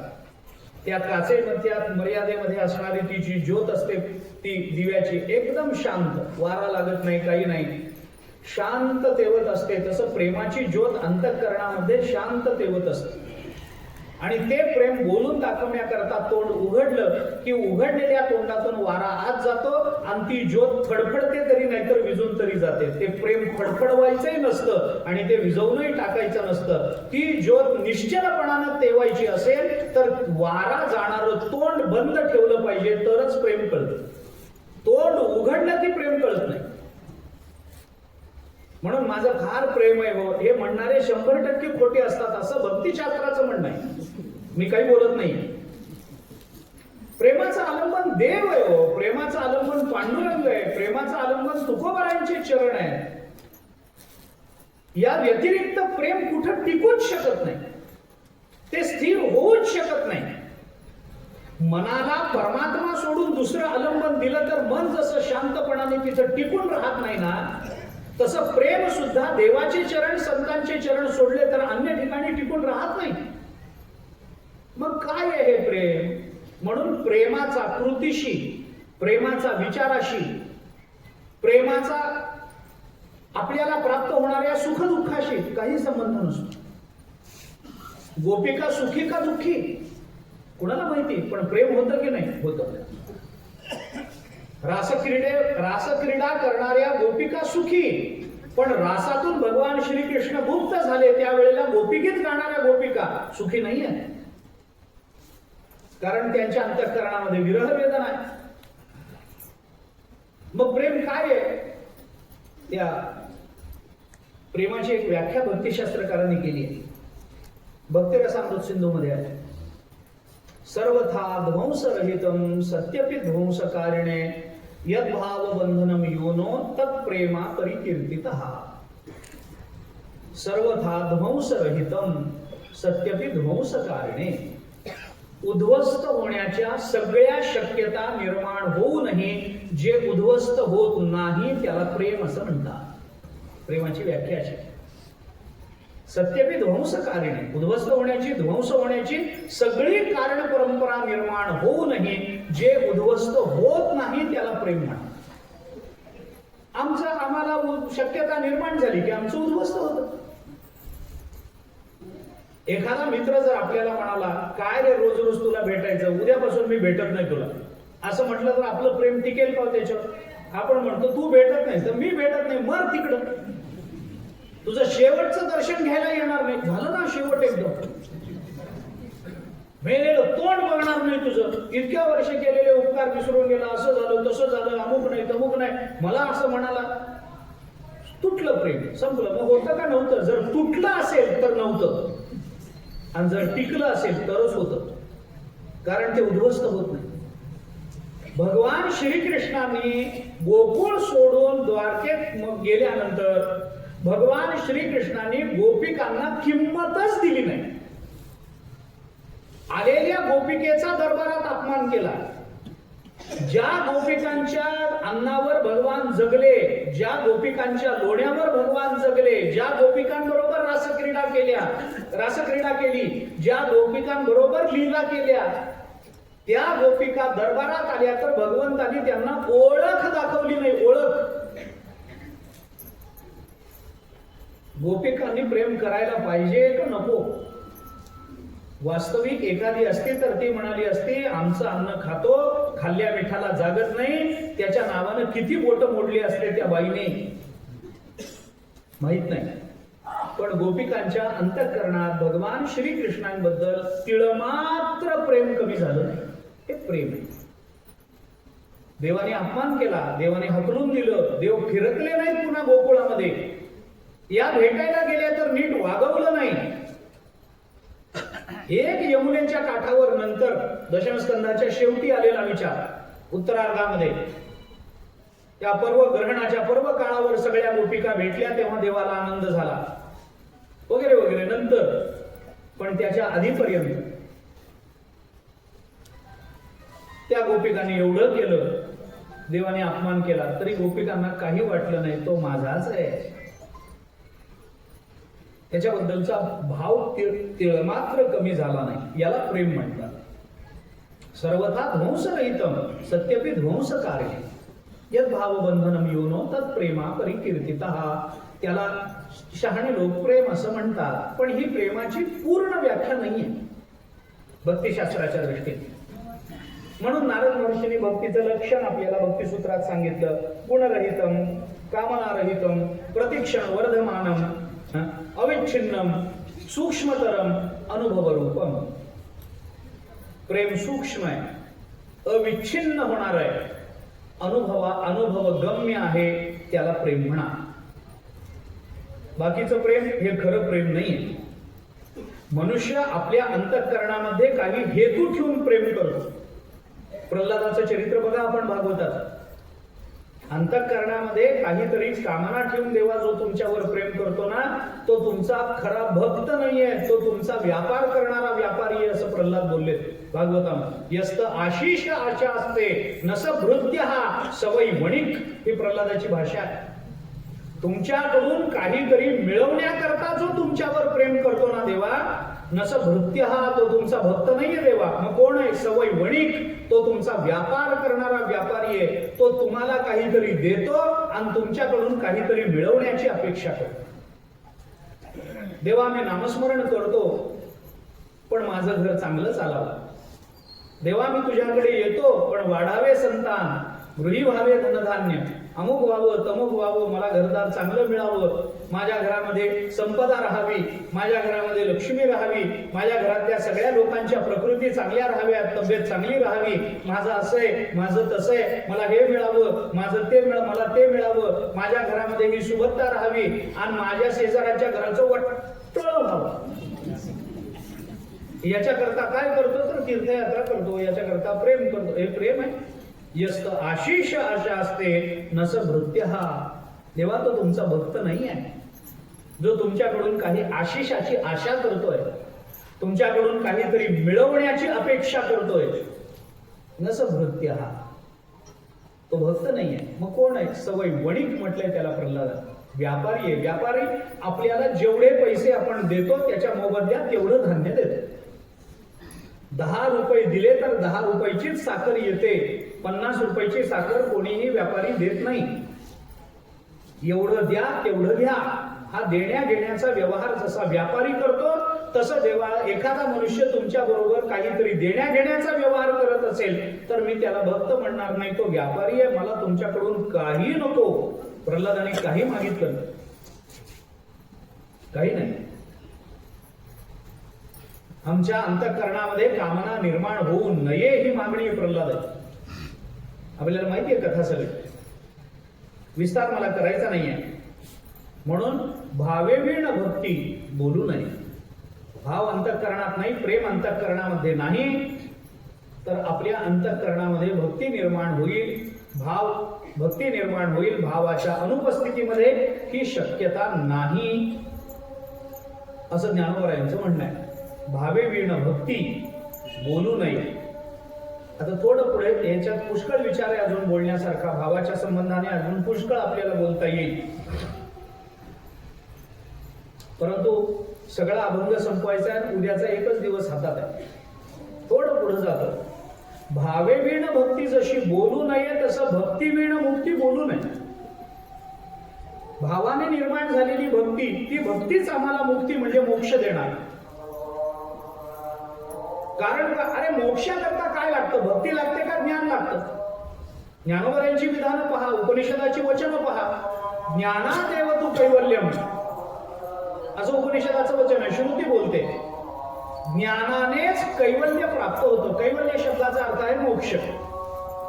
कैवल्य हा असा आहे, कैवल्य हा जो शब्द आहे ना, केवलत्वाचा जो भाव असतो त्याला कैवल्य असं म्हणतात. हे भाववाचक, केवल शब्दाचं भाववाचक आहे कैवल्य हा शब्द.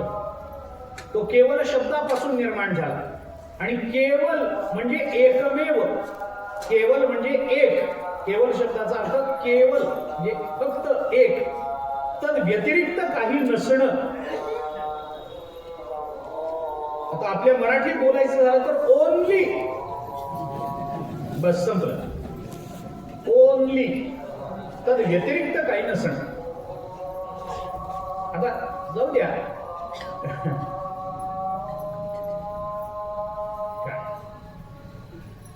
मोक्ष मिळायचं असेल तर त्याला ज्ञान लागतं. ज्ञानादेव तू कैवल्यम, ज्ञानात एव तू कैवल्यम.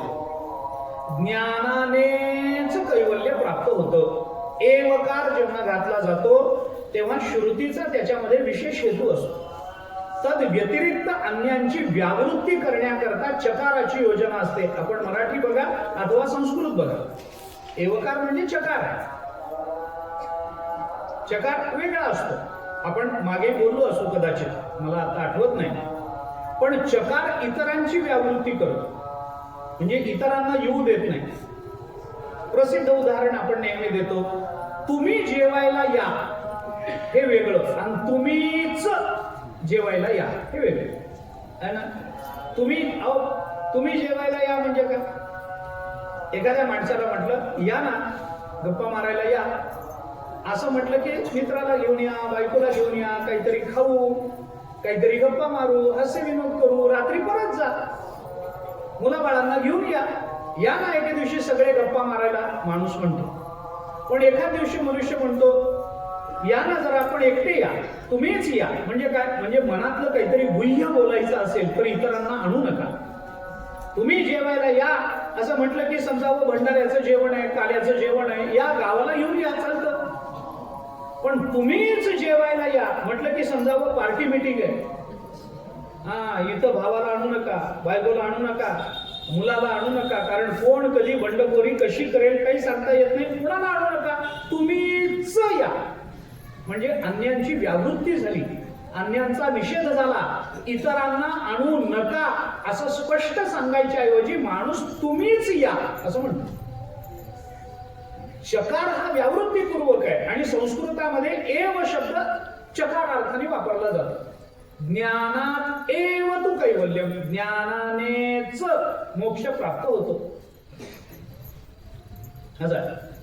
15वा अध्याय ज्ञानोबा बोलतात, ज्ञाने विणे एके उपाय करीसी जितुके जिये गुंथिसी अधिके रुखी. 15वे अध्याय. ज्ञानाशिवाय मोक्षाकरता तू जेवढे उपाय करशील ना तेवढा त्या गुंत्यामध्ये अडकत जाशील. सुटायाचा काहीतरी तो उपाय ते हे देखे पाय गोविले तुकोबारावे. जेवढे आम्ही अन्य उपाय, अरे मोक्ष पाहिजे ना ज्ञानाने मिळतो. पण ज्ञानोबा इथं वेगळं बोलतात.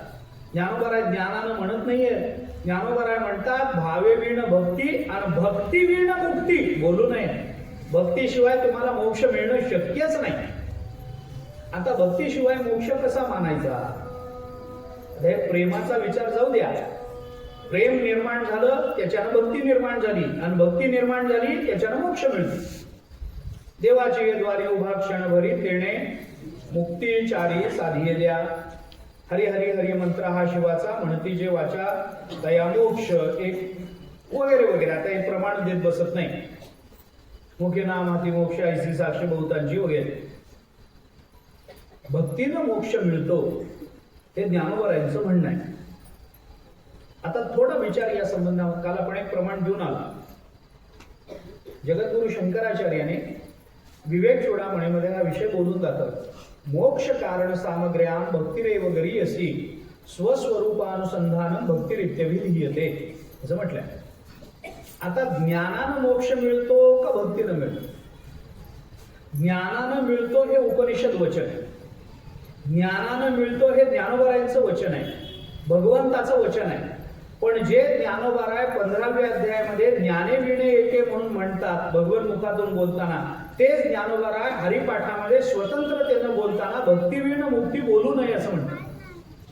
भक्तीशिवाय तुम्हाला मोक्ष मिळणार नाही. अरे मग ज्ञानानं मिळतो म्हणून सांगितलं त्याचं काय? त्याची संगती आहे. असं असतं संतांच्या वचनामध्ये, उपनिषदांच्या वचनामध्ये ज्या वेळेला विरोधाभास दिसत असतो त्यावेळेला विरोधाभासातल्या विरोधाचा समन्वय करावा लागतो, तर त्याची संगती लागते, नाहीतर लागत नाही. काहीतरी त्याचा समन्वय, कुठेतरी त्याचा एक विचार, एका विशिष्ट उद्देशानं ती विधानं आलेली असतात. विरोधाभास असतो की नाही असतो? तुकोबारायांच्या मी उदाहरण देतो, जास्त लांबवण्याचे कारण नाही, उदाहरण देतो आपल्याला.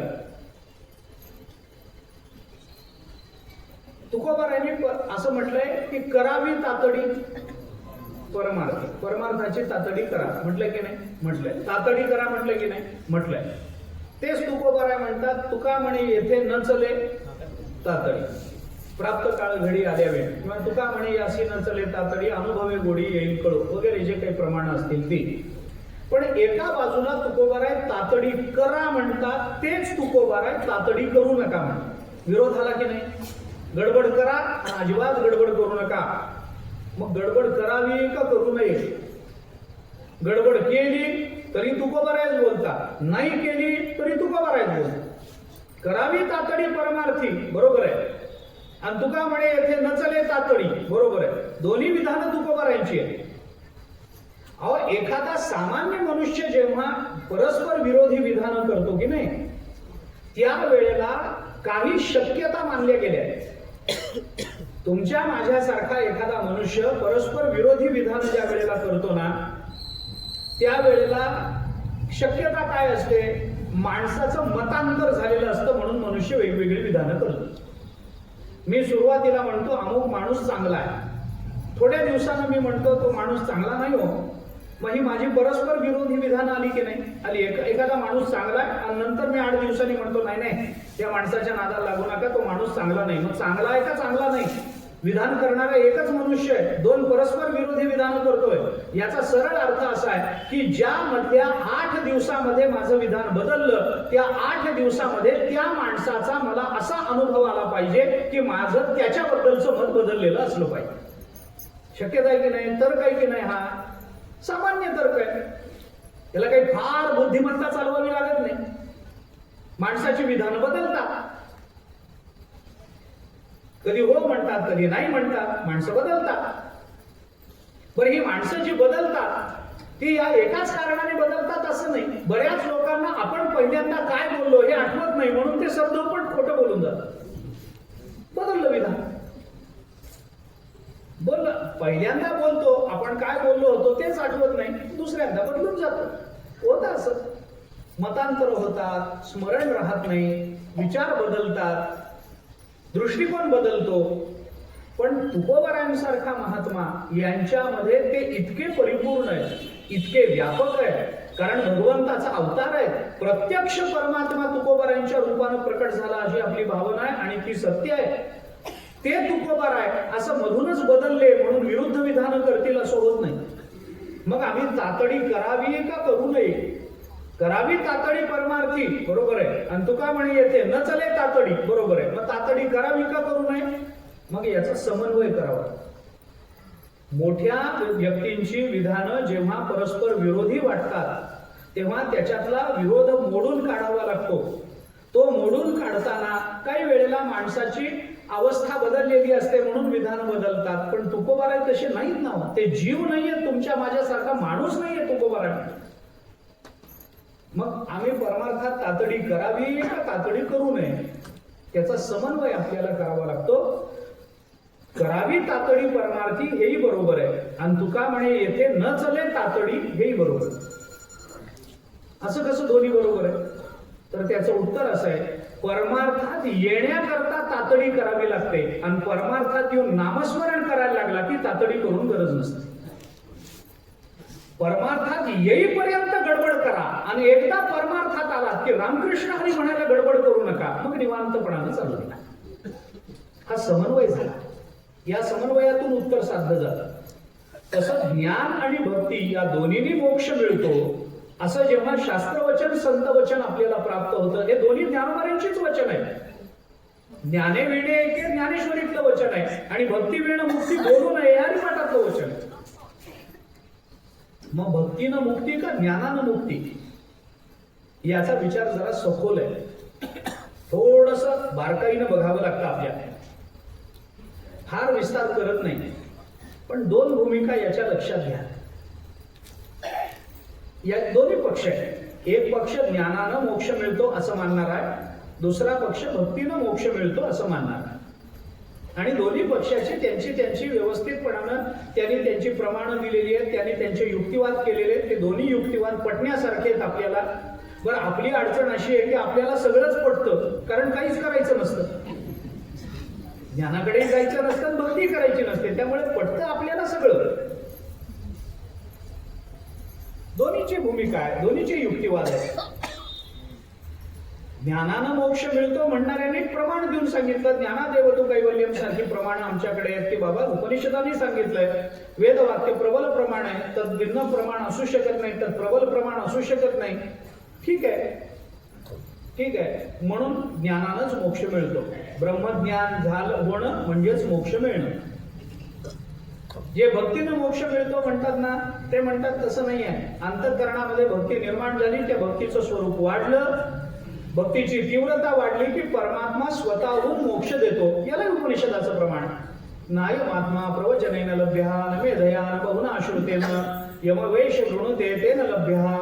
उपनिषद तेही बोलतं प्रवचनानं आत्मा प्राप्त होत नाही, अभ्यासानं आत्मा प्राप्त होणं म्हणजे मोक्ष प्राप्त होणं. नाय महात्मा प्रवचनेन लभ्यः, तो प्रवचनाने मिळत नाही. न मेधया, तो बुद्धीनं मिळत नाही. न बहुना श्रुतेनं, खूप श्रवण केल्याने आत्मा कळत नाही, मिळत नाही. मग काय करावं लागतं? यमे वैश वृणुते तेन लभ्यः. ज्याला तो मोक्ष देण्याची देवाची इच्छा आहे त्यालाच तो मोक्ष मिळतो, सगळ्यांना मिळत नाही.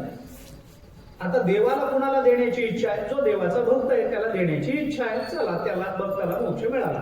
त्याच्यामध्ये ज्ञान कुठं आलं? गवळीयाची ताकद दिली, कोण पोरे चांगली, पण झालं की नाही? मोक्ष मिळाला की नाही? मोक्ष होता की नाही? जवळ होता. ज्यांना ज्ञान झालं नाही त्यांनाही परमात्म्याने आपल्या बरोबर नेलेलं असेल, आपलं स्वरूप दिलेलं असेल, तर ज्ञानाचा संबंध काय आला? असं यांचं म्हणणं, तसं त्यांचं म्हणणं. आता हे रात्रभर चालू राहील, त्याला अंत नाही. वादाला अंत नसतो. आणि वादाची गंमत अशी असते, वाद करणाऱ्या लोकांना कधीही मत हरलं असं वाटत नाही, त्यांना मती हरली असं वाटत राहतं. त्यामुळे हे वाद कितीही काळापर्यंत चालू राहतात, याचे निर्णय होत नसतात. वादाचे निर्णय होत नाही, वाद संपत नसतो.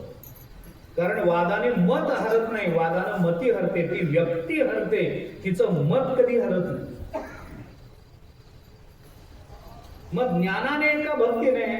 भक्तीने मिळतो म्हणलं की ज्ञानवाले म्हणतात अहो तसं नाही, भक्तीने मोक्ष मिळतो असं तुम्हाला जे वाटतं ना, परमात्मा नुसत्या भक्तीने मोक्ष देतो असं वाटतं ना, तो काय करतो? परमात्मा तुम्हाला मोक्ष देत नाही, तुमच्या भक्तीला भुलून परमात्मा तुम्हाला ज्ञान देतो, त्या ज्ञानानं मोक्ष मिळतो. म्हणजे मोक्ष कशाने मिळाला? ज्ञानानंच मिळाला. त्याला प्रमाण तेषामेवानुकंपार्थम अहम ज्ञानजं तमः नाशयाम्यात्म भावस्तो ज्ञानदीपेन भास्वता. 10वा अध्याय गीतेचा. मी अशा भक्तावर कृपा करतो, त्यांना काय? तेषाम अनुकंपार्थम, मी त्यांच्यावर अनुकंपा करतो, त्यांचा अज्ञानाचा अंधकार घालवतो. अज्ञानाचा अंधकार जाणं म्हणजे काय? ज्ञान होणं. म्हणजे परमात्म्याने ज्ञान दिलं तुम्हाला, परमात्म्यानं मोक्ष नाही दिला, मोक्ष तुम्हाला त्या ज्ञानानं मिळाला. आणि मग भक्तीवाले म्हणतात ज्ञानाने मिळाला असता तर मध्ये तो जीवनमुक्त झाला असता, पण तो जीवनमुक्त झालाच नाही, तो भक्तच होऊन गेला. कारण जीवनमुक्ती ही भक्तीच्या अलीकडे येते. यांचं हे मत, त्यांचं ते मत भांडत बसा रात्रभर. आमची वेळ संपली, तुम्ही भांडा रात्रभर. आता कंसाला काही ज्ञान होतं का? कामात, द्वेषात, भयात यथा भक्तेश्वरे मनहा, है ना? आपल्याला पुराणामध्ये उदाहरणं सापडतात याची. ज्ञानोबरांनी 9व्या अध्यायामध्ये नारदा, ध्रुवा, क्रूरा, शुका, सनत कुमारा या भक्ती मी धनुर्धरा प्राप्त्यू जैसा तैसाची गोपिकासी कामे तया कंसा भय संभ्रमे. कंसाला मोक्ष मिळाला कशानं? ज्ञानानं का भयानं? भयानं मिळाला. तैसा कंसा भय संभ्रमे येरा घातकेया मनोधर्मे शिशुपालाधिका. ज्ञानेश्वरी वाचा 9वा अध्याय. विस्तार करायचा नाही मला. भक्ती नका ज्ञानानं. याला ज्ञानोबरांनी फार गोड चिंतन मांडलं. 18वा अध्याय गीतेचा. भक्त्या माम अभिजानाति यावान्यश्चास्मि तत्वतः ततो माम तत्वतो ज्ञात्वा विशते तदनंतरम. या श्लोकाच्या खालची पहिली ओवी आहे ज्ञानोबरांची. आपण वाचा. याचा विस्तार 7व्या अध्यायात झाला, पण भूमिका मांडली 18व्या अध्यायामध्ये. या ज्ञान भक्ती सहज भक्त एकवटला मज तो मीच हे केवळ तुझ श्रुतही आहे. उभवनिया भुजा ज्ञानिया आत्मा माझा हे बोलिलो कपिध्वजा. 7वा-अध्यायी 18व्या अध्यायामध्ये भूमिका. जरा अवघडच विषय आहे.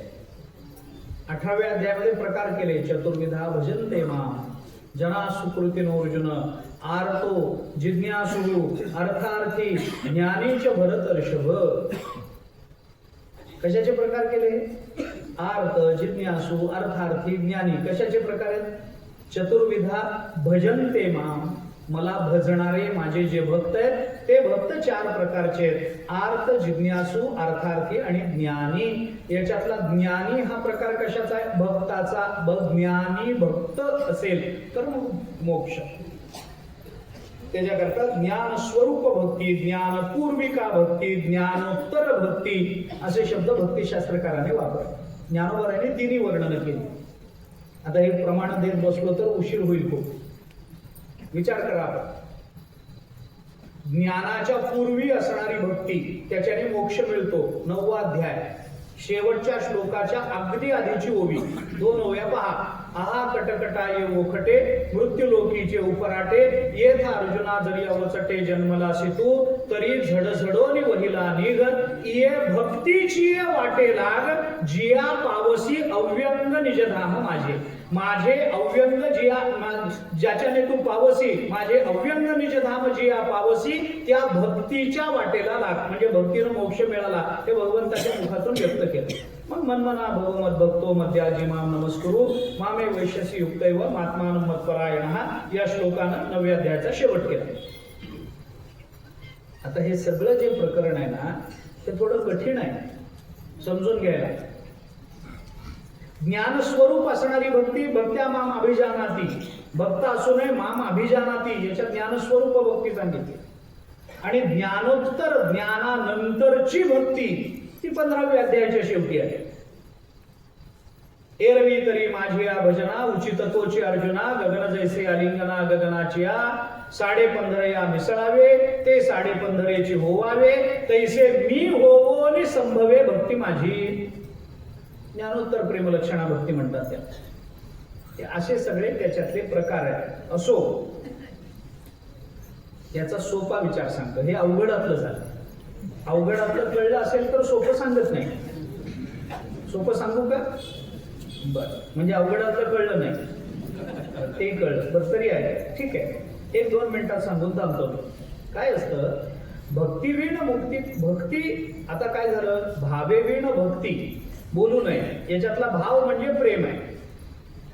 प्रेमानं भक्ती निर्माण होते. याच्याकरता प्रेम म्हणजे काय याचा विचार आपण केला.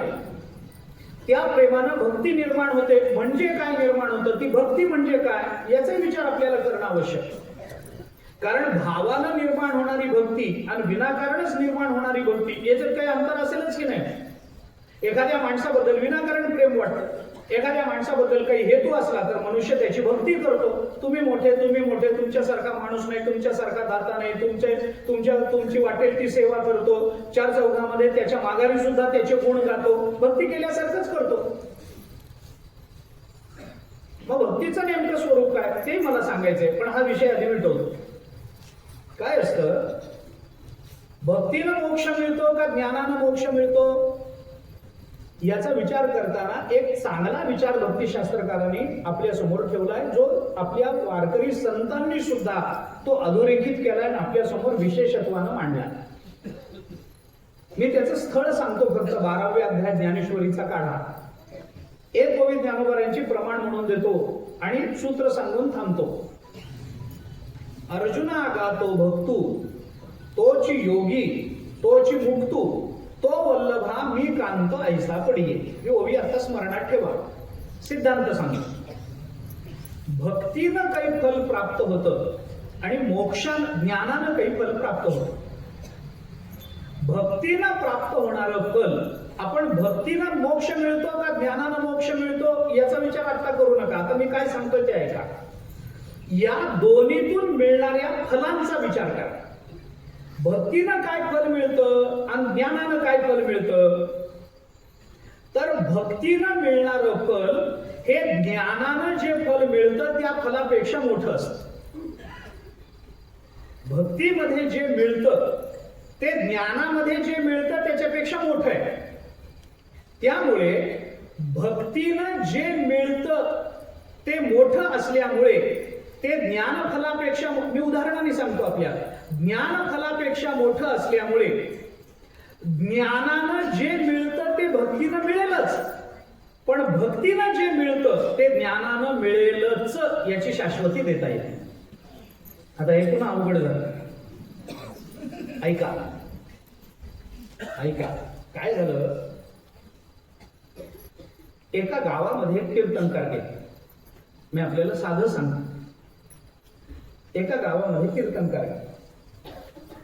त्यांची कीर्तनं त्या गावामध्ये चालू झाली. मंदिरात गावातल्या लोकांना सवय होती, माहिती होतं आमका कीर्तनकार आहे, चांगली कीर्तनं करतो. 7 दिवस त्याची कीर्तनं ठरली. तो त्या गावामध्ये गेला. कीर्तनं त्याची सुरू झाली. गावातले लोक यायला लागले. गंमत अशी झाली की त्या आता गावातला कार्यक्रम आहे, गावातले लोक येणार. एक अतिशय श्रीमंत मनुष्य आपल्या नातवाला घेऊन त्या कीर्तनाला रोज यायचा आणि रोज यायचा. तो मोठा असल्यामुळं, प्रतिष्ठित असल्यामुळे त्याला समोर बसवायचे आणि रोज आपल्या नातवाला घेऊन तो यायचा, समोर बसायचा, झोपायचा.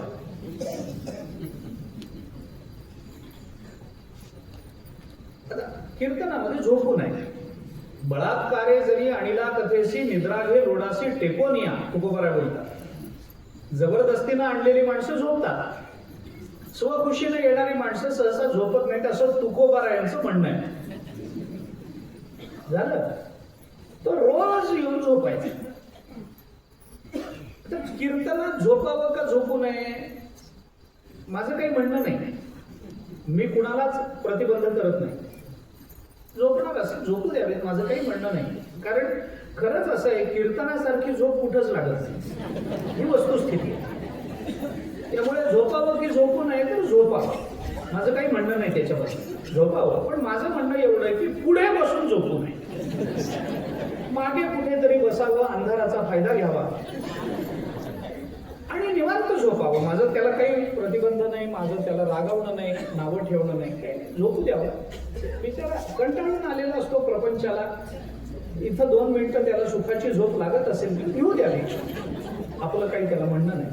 पण समोर बसून झोपू नये असं माझं म्हणणं आहे. कारण काय असतं, येणारा कीर्तनकार काही विचार करून आलेला असतो, काही अभ्यास करून आलेला असतो आणि अशा निद्रिस्त श्रोत्यांना बघितलं की त्याचा उत्साह मावळतो. बरं वाटत नाही कीर्तन करायला, उत्साह येत नाही. आता तो रोज झोपायचा. ते कीर्तन करायला ते बरं वाटतं. 1-2 दिवस बरं उठवावं, बोलावं, रागवावं तर गावातला प्रतिष्ठित माणूस, गाव नाराज होईल, तो मनुष्य नाराज होईल. काय करायचं. त्या कीर्तनकाराने 1-2 दिवसानंतर युक्ती केली. त्याने काय केलं, त्याच्या बरोबर जो नातू यायचा की नाही, त्या नातवाला जवळ बोलवलं कीर्तन झाल्यावर आणि त्याला सांगितलं, अरे तुझे आजोबा असे समोर बसून झोपतात, ते शोभतं का त्यांना? तुमच्या घराला शोभतं का? असं करावं का? बघ बरं, सगळे बाकीचे चांगलं कीर्तन ऐकतात आणि तुझे आजोबा वारंवार झोपतात, हे शोभतं? तो म्हणाला, नाही हो, मला पण वाईट वाटतं, पण त्यांना झोप येते, काय करायचं? कीर्तनकारांनी सांगितलं, युक्ती करू नका. काय करायचं, आपण असं करू, उद्यापासून तुझे आजोबा कीर्तनात झोपले की तू तिथल्या तिथं त्यांच्या मांडीला बारीक चिमटा काढायचा आणि त्यांना उठवायचं. मुलगा म्हणाला, आजोबांना कसा चिमटा काढा? तर कीर्तनकारांनी सांगितलं, तू चिंता करू नको, मी तुला रोज 25 पैसे देत जाईल. कीर्तन झालं की मी तामण फिरतं, त्याच्यामध्ये लोक पैसे घालतात, त्याच्यातले 4 आणे मी तुला रोज देत जाईल. मुलगा म्हणाला, हा मग ठीक आहे. दुसऱ्या दिवशीपासून मग ते आजोबाला डोळा लागला की यांनी बारीक चिमटा काढायचा, त्याला उठवायचं. तशी 2 दिवस चांगले गेले. 3ऱ्या दिवशी पुन्हा तो झोपला आणि तो नातू चिमटाच काढला. शेवटचे 2 दिवस राहिलेले, गर्दी झालेली, तो नातू काही चिमटा काढेना. त्या कीर्तनकारांनी कीर्तन करता करता त्याला सुचवलं, काढ चिमटा, काढ. तो काही बघून न बघितल्यासारखं करायला लागला, इकडं बघ तिकडं बघ. कीर्तन झाल्यावर कीर्तनकारांनी त्या नातवाला बोलवून घेतलं आणि त्याला सांगितलं, अरे रोजचं आपलं ठरलं होतं की नाही, मी तुला रोजच्या रोज पैसे देत होतो ना, काही उधारी ठेवली का तुझी? काही नाही, मग आज तू का नाही चिमटा काढला? त्यांनी सांगितलं, मी रोज चिमटा काढत होतो, तुम्ही मला रोज 25 पैसे देत होता चिमटा काढून त्यांना जागा करण्याचे. काल घरी गेल्यावर आजोबाने मला सांगितलं, मला कीर्तनात झोपू देशील तर मी तुला 50 पैसे देईन. आता दृष्टांत संपला. त्याने केलं ते बरोबर आहे का चूक आहे हा मुद्दा मला माझ्या दृष्टीने महत्वाचा नाही आहे. मला असं म्हणायचंय की 25 पैशात 50 पैसे कधी मिळत नाहीत आणि जिकडं जास्त फायदा होतो तिकडं माणसाचा कल राहतो, हे स्वाभाविक आहे. बरोबर आहे, बरोबर आहे. 25 पैशामध्ये 50 पैसे येतात का? येतात का? येत नाही. पण 50 पैशामध्ये 25 पैसे दोनदा येतात की नाही? दोनदा येतात. 25 पैशात 50 पैसे येत नाहीत, पण 50 पैशामध्ये 25 पैसे जसे येतात तसं ज्ञानामध्ये भक्ती येत नाही, पण भक्तीमध्ये ज्ञान स्वतःहून येत असतं. हा प्रश्न आहे, हा विचार आहे त्याच्यावर. म्हणजे काय झालं, भक्तीचं फल आणि ज्ञानाचं फल याच्यामध्ये भक्तीचं फल इतकं मोठं आहे की ज्ञानाचं फल तदंतर्गत येऊन जातं. त्याच्याकरता स्वतंत्र प्रयत्न करावे लागत नाही. ज्ञानाने जे मोक्ष नावाचं फल प्राप्त होतं त्याच्याकरता ज्ञानाचे स्वतंत्र प्रयत्न करावे लागतात. पण भक्तीचं फल त्या मोक्षापेक्षा श्रेष्ठ असल्यामुळे भक्ती करताना मोक्षाचं फल आपोआप प्राप्त होतं, त्याच्याकरता स्वतंत्र प्रयत्न करावे लागत नाही. म्हणून पुढे भक्तीने धरिले हाती मागे ज्ञान वैराग्य धर्म येती, हे जे तुकोबराय बोलतात ना, भक्ती पुढे निघाली की मागून ज्ञानाला जावं लागतं. कारण भक्तीच्या मागे ज्ञान गेलं नाही तर ज्ञानाचं अस्तित्व राहत नाही, हे लक्षात घ्या. आणि म्हणून भक्तिशास्त्राने भक्तीचं वर्णन करताना भक्तीला मोक्ष लघुताकृत असं म्हटलंय. भक्तीची जी लक्षणं आली आहेत ना, क्लेशग्नी शुभदा मोक्ष लघुताकृत सुदुर्लभा सांग्रानंद विशेषात्मा श्री कृष्णा कर्षणीचा, असे 6 लक्षणं भक्तीची सांगितली भक्तिशास्त्रकार. त्याच्यामध्ये एक लक्षण सांगितलं मोक्ष लघुताकृत. मोक्षाला लहान करणारी, लघु करणारी असेल ती भक्ती आहे. म्हणून भक्ती पुढे संतांनी मोक्षाचा निषेध का केला, मोक्षाला नावं का ठेवली. भय नाही जन्म घेता मोक्ष सुखा हाणो लाथा, तुका म्हणे सत्ता निकट करू सेवेची. मोक्ष पदे तुच्छ केली या कारणे, मोक्ष तुमचा देवा तुम्ही दुर्लभ तो ठेवा. कितीतरी प्रमाण जया भक्ती, ज्ञानेश्वरी जया भक्तीची येतुली प्राप्ती, ते कैवल्याते परवते सर म्हणते, जयाचे लिले माझे नीती जियाली दिसे. हे ज्ञानोबराय बोलून दाखवतात. भक्तीची येतुली प्राप्ती कैवल्याते परवते सर म्हणते, त्या कैवल्याला बाजूला हो असं म्हणतात ते, जर भक्ती समोर दिसली तर. आणि म्हणून भक्तीच्या फलामध्ये ज्ञानाचं फल जर आपसूक येत असेल, स्वतःहून येत असेल, आणि भक्ती पुढे ज्ञानाच्या फलाला गौणत्व येत असेल, म्हणून फलाचा विचार करताना मुख्य फल आणि गौण फल अशी 2 फल आहेत. मुख्य फल त्याच्यातूनच मिळतं, गौण फल अवांतरातूनही मिळतं. आंब्याच्या झाडाखालची सावली हे आंब्याच्या झाडाचं मुख्य फल नाहीये, गौण फल आहे, अवांतर फल आहे. कारण सावली आम्हाला बाभळीच्या झाडाखाली मिळते, चिंचेच्या झाडाखाली मिळते, वडाच्या झाडाखाली मिळते. पण आंब्याच्या झाडाला लागणारा आंबा बाभळीला लागून मिळत नाही, चिंचेला मिळत नाही, आवळीला मिळत नाही, तो आंब्यालाच मिळतो. म्हणून आंबा हे आंब्याच्या झाडाचं मुख्य फल आहे आणि आंब्याच्या झाडाची सावली हे आंब्याच्या झाडाचं गौण फल आहे. गौण फल आम्हाला इतर गोष्टीतूनही मिळू शकतं. तसं भक्तीचं जे फल आहे त्याच्यामध्ये मोक्ष हे अवांतर फल आहे भक्तीचं. कारण मोक्ष तो आम्हाला ज्ञानाने मिळेल, मोक्ष तर आम्हाला भगवत कृपेने मिळेल. पण भक्तीचं जे फल आहे ते भक्तीनंच मिळतं, ते आहे भगवंताचं प्रेम. त्या प्रेमापुढे मोक्ष सुद्धा महत्वाचा मानला नाही संतांनी. आणि म्हणून ज्ञानेश्वर महाराजांनी हा विचार आपल्याला बोलून दाखवला की जरी तुम्हाला मोक्ष हवा असला तरी तो मोक्ष तुम्हाला ज्ञानाने मिळतो, पण ते ज्ञान तरी भक्तीनंच मिळतं ना. श्रद्धावान लभते ज्ञानम तत्पर संयतेंद्रिय. मग श्रद्धावान कुठून आणणार आहात आपण?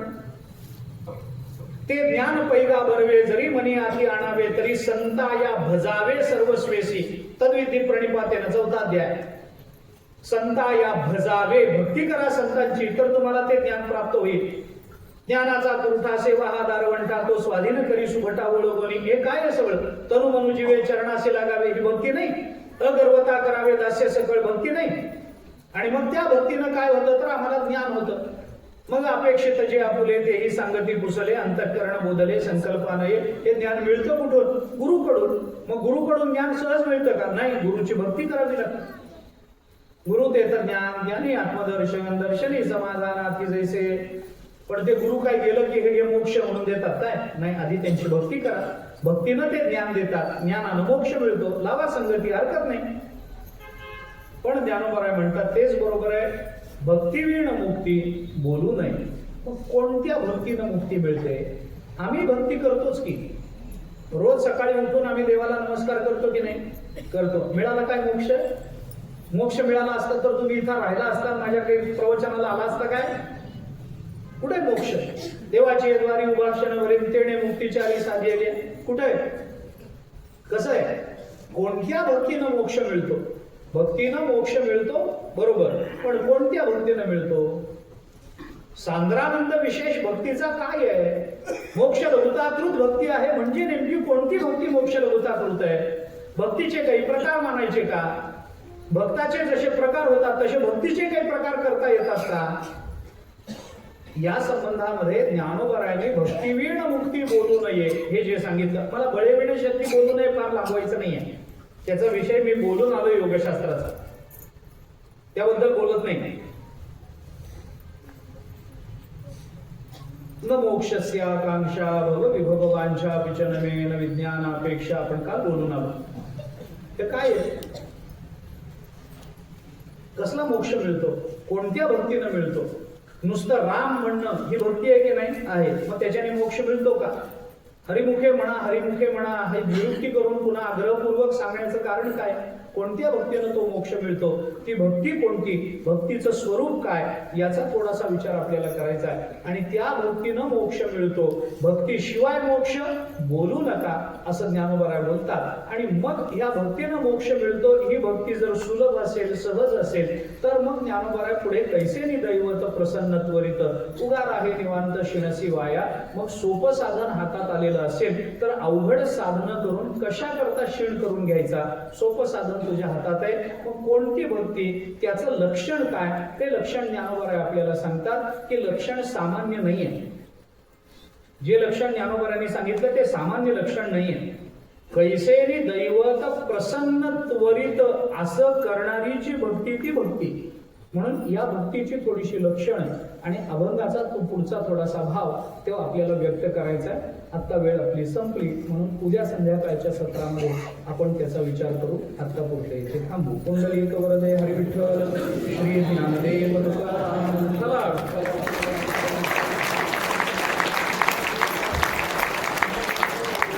पसाय करण्यासाठी मी आमंत्रित करते कुणाल कुलकर्णी, हार्मोनियमची साथ लक्ष्मीप्रसाद पटवारी. तत्पूर्वी सर्वांना एक सूचना देईल.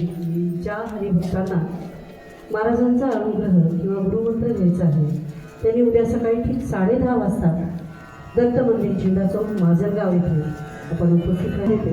आणि उद्या ठीक 6:30 वाजता आपण या स्थळी आपला तिसरं पुष्प तुम्हाला सर्वांच्या उपस्थितीने घेऊन आला आहे. पसायदानासाठी कुणाल कुलकर्णी.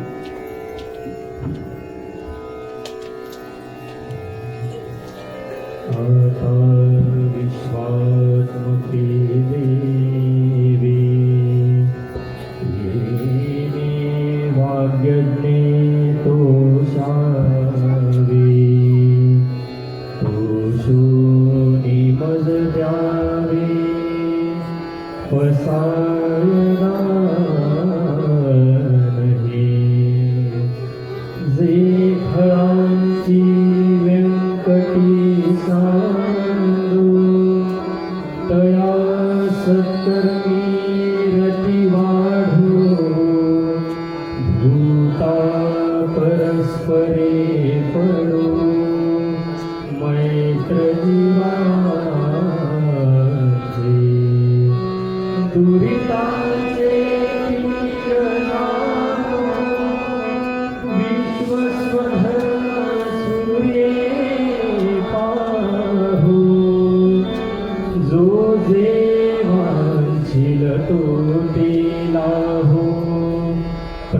प्राणिजात वर्षत सकल मंगळी ईश्वर निष्ठांची मांडी आली अनवरत भूमंडळी भेट तू भूता चला कल्पतरुंचे आरव चेतना चिंतामणीचे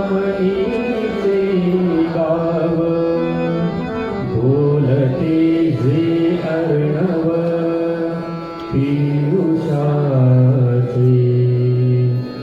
चंद्रमे जे आलांछन मार्तंड जे तारे ते सर्वाही सदा सज्जन सोय रे हो तू किंबहुना सर्व सुखी पूर्ण भूमी ती लोकी भजिलो आदि पूर्वी अखंडित आणि ग्रंथो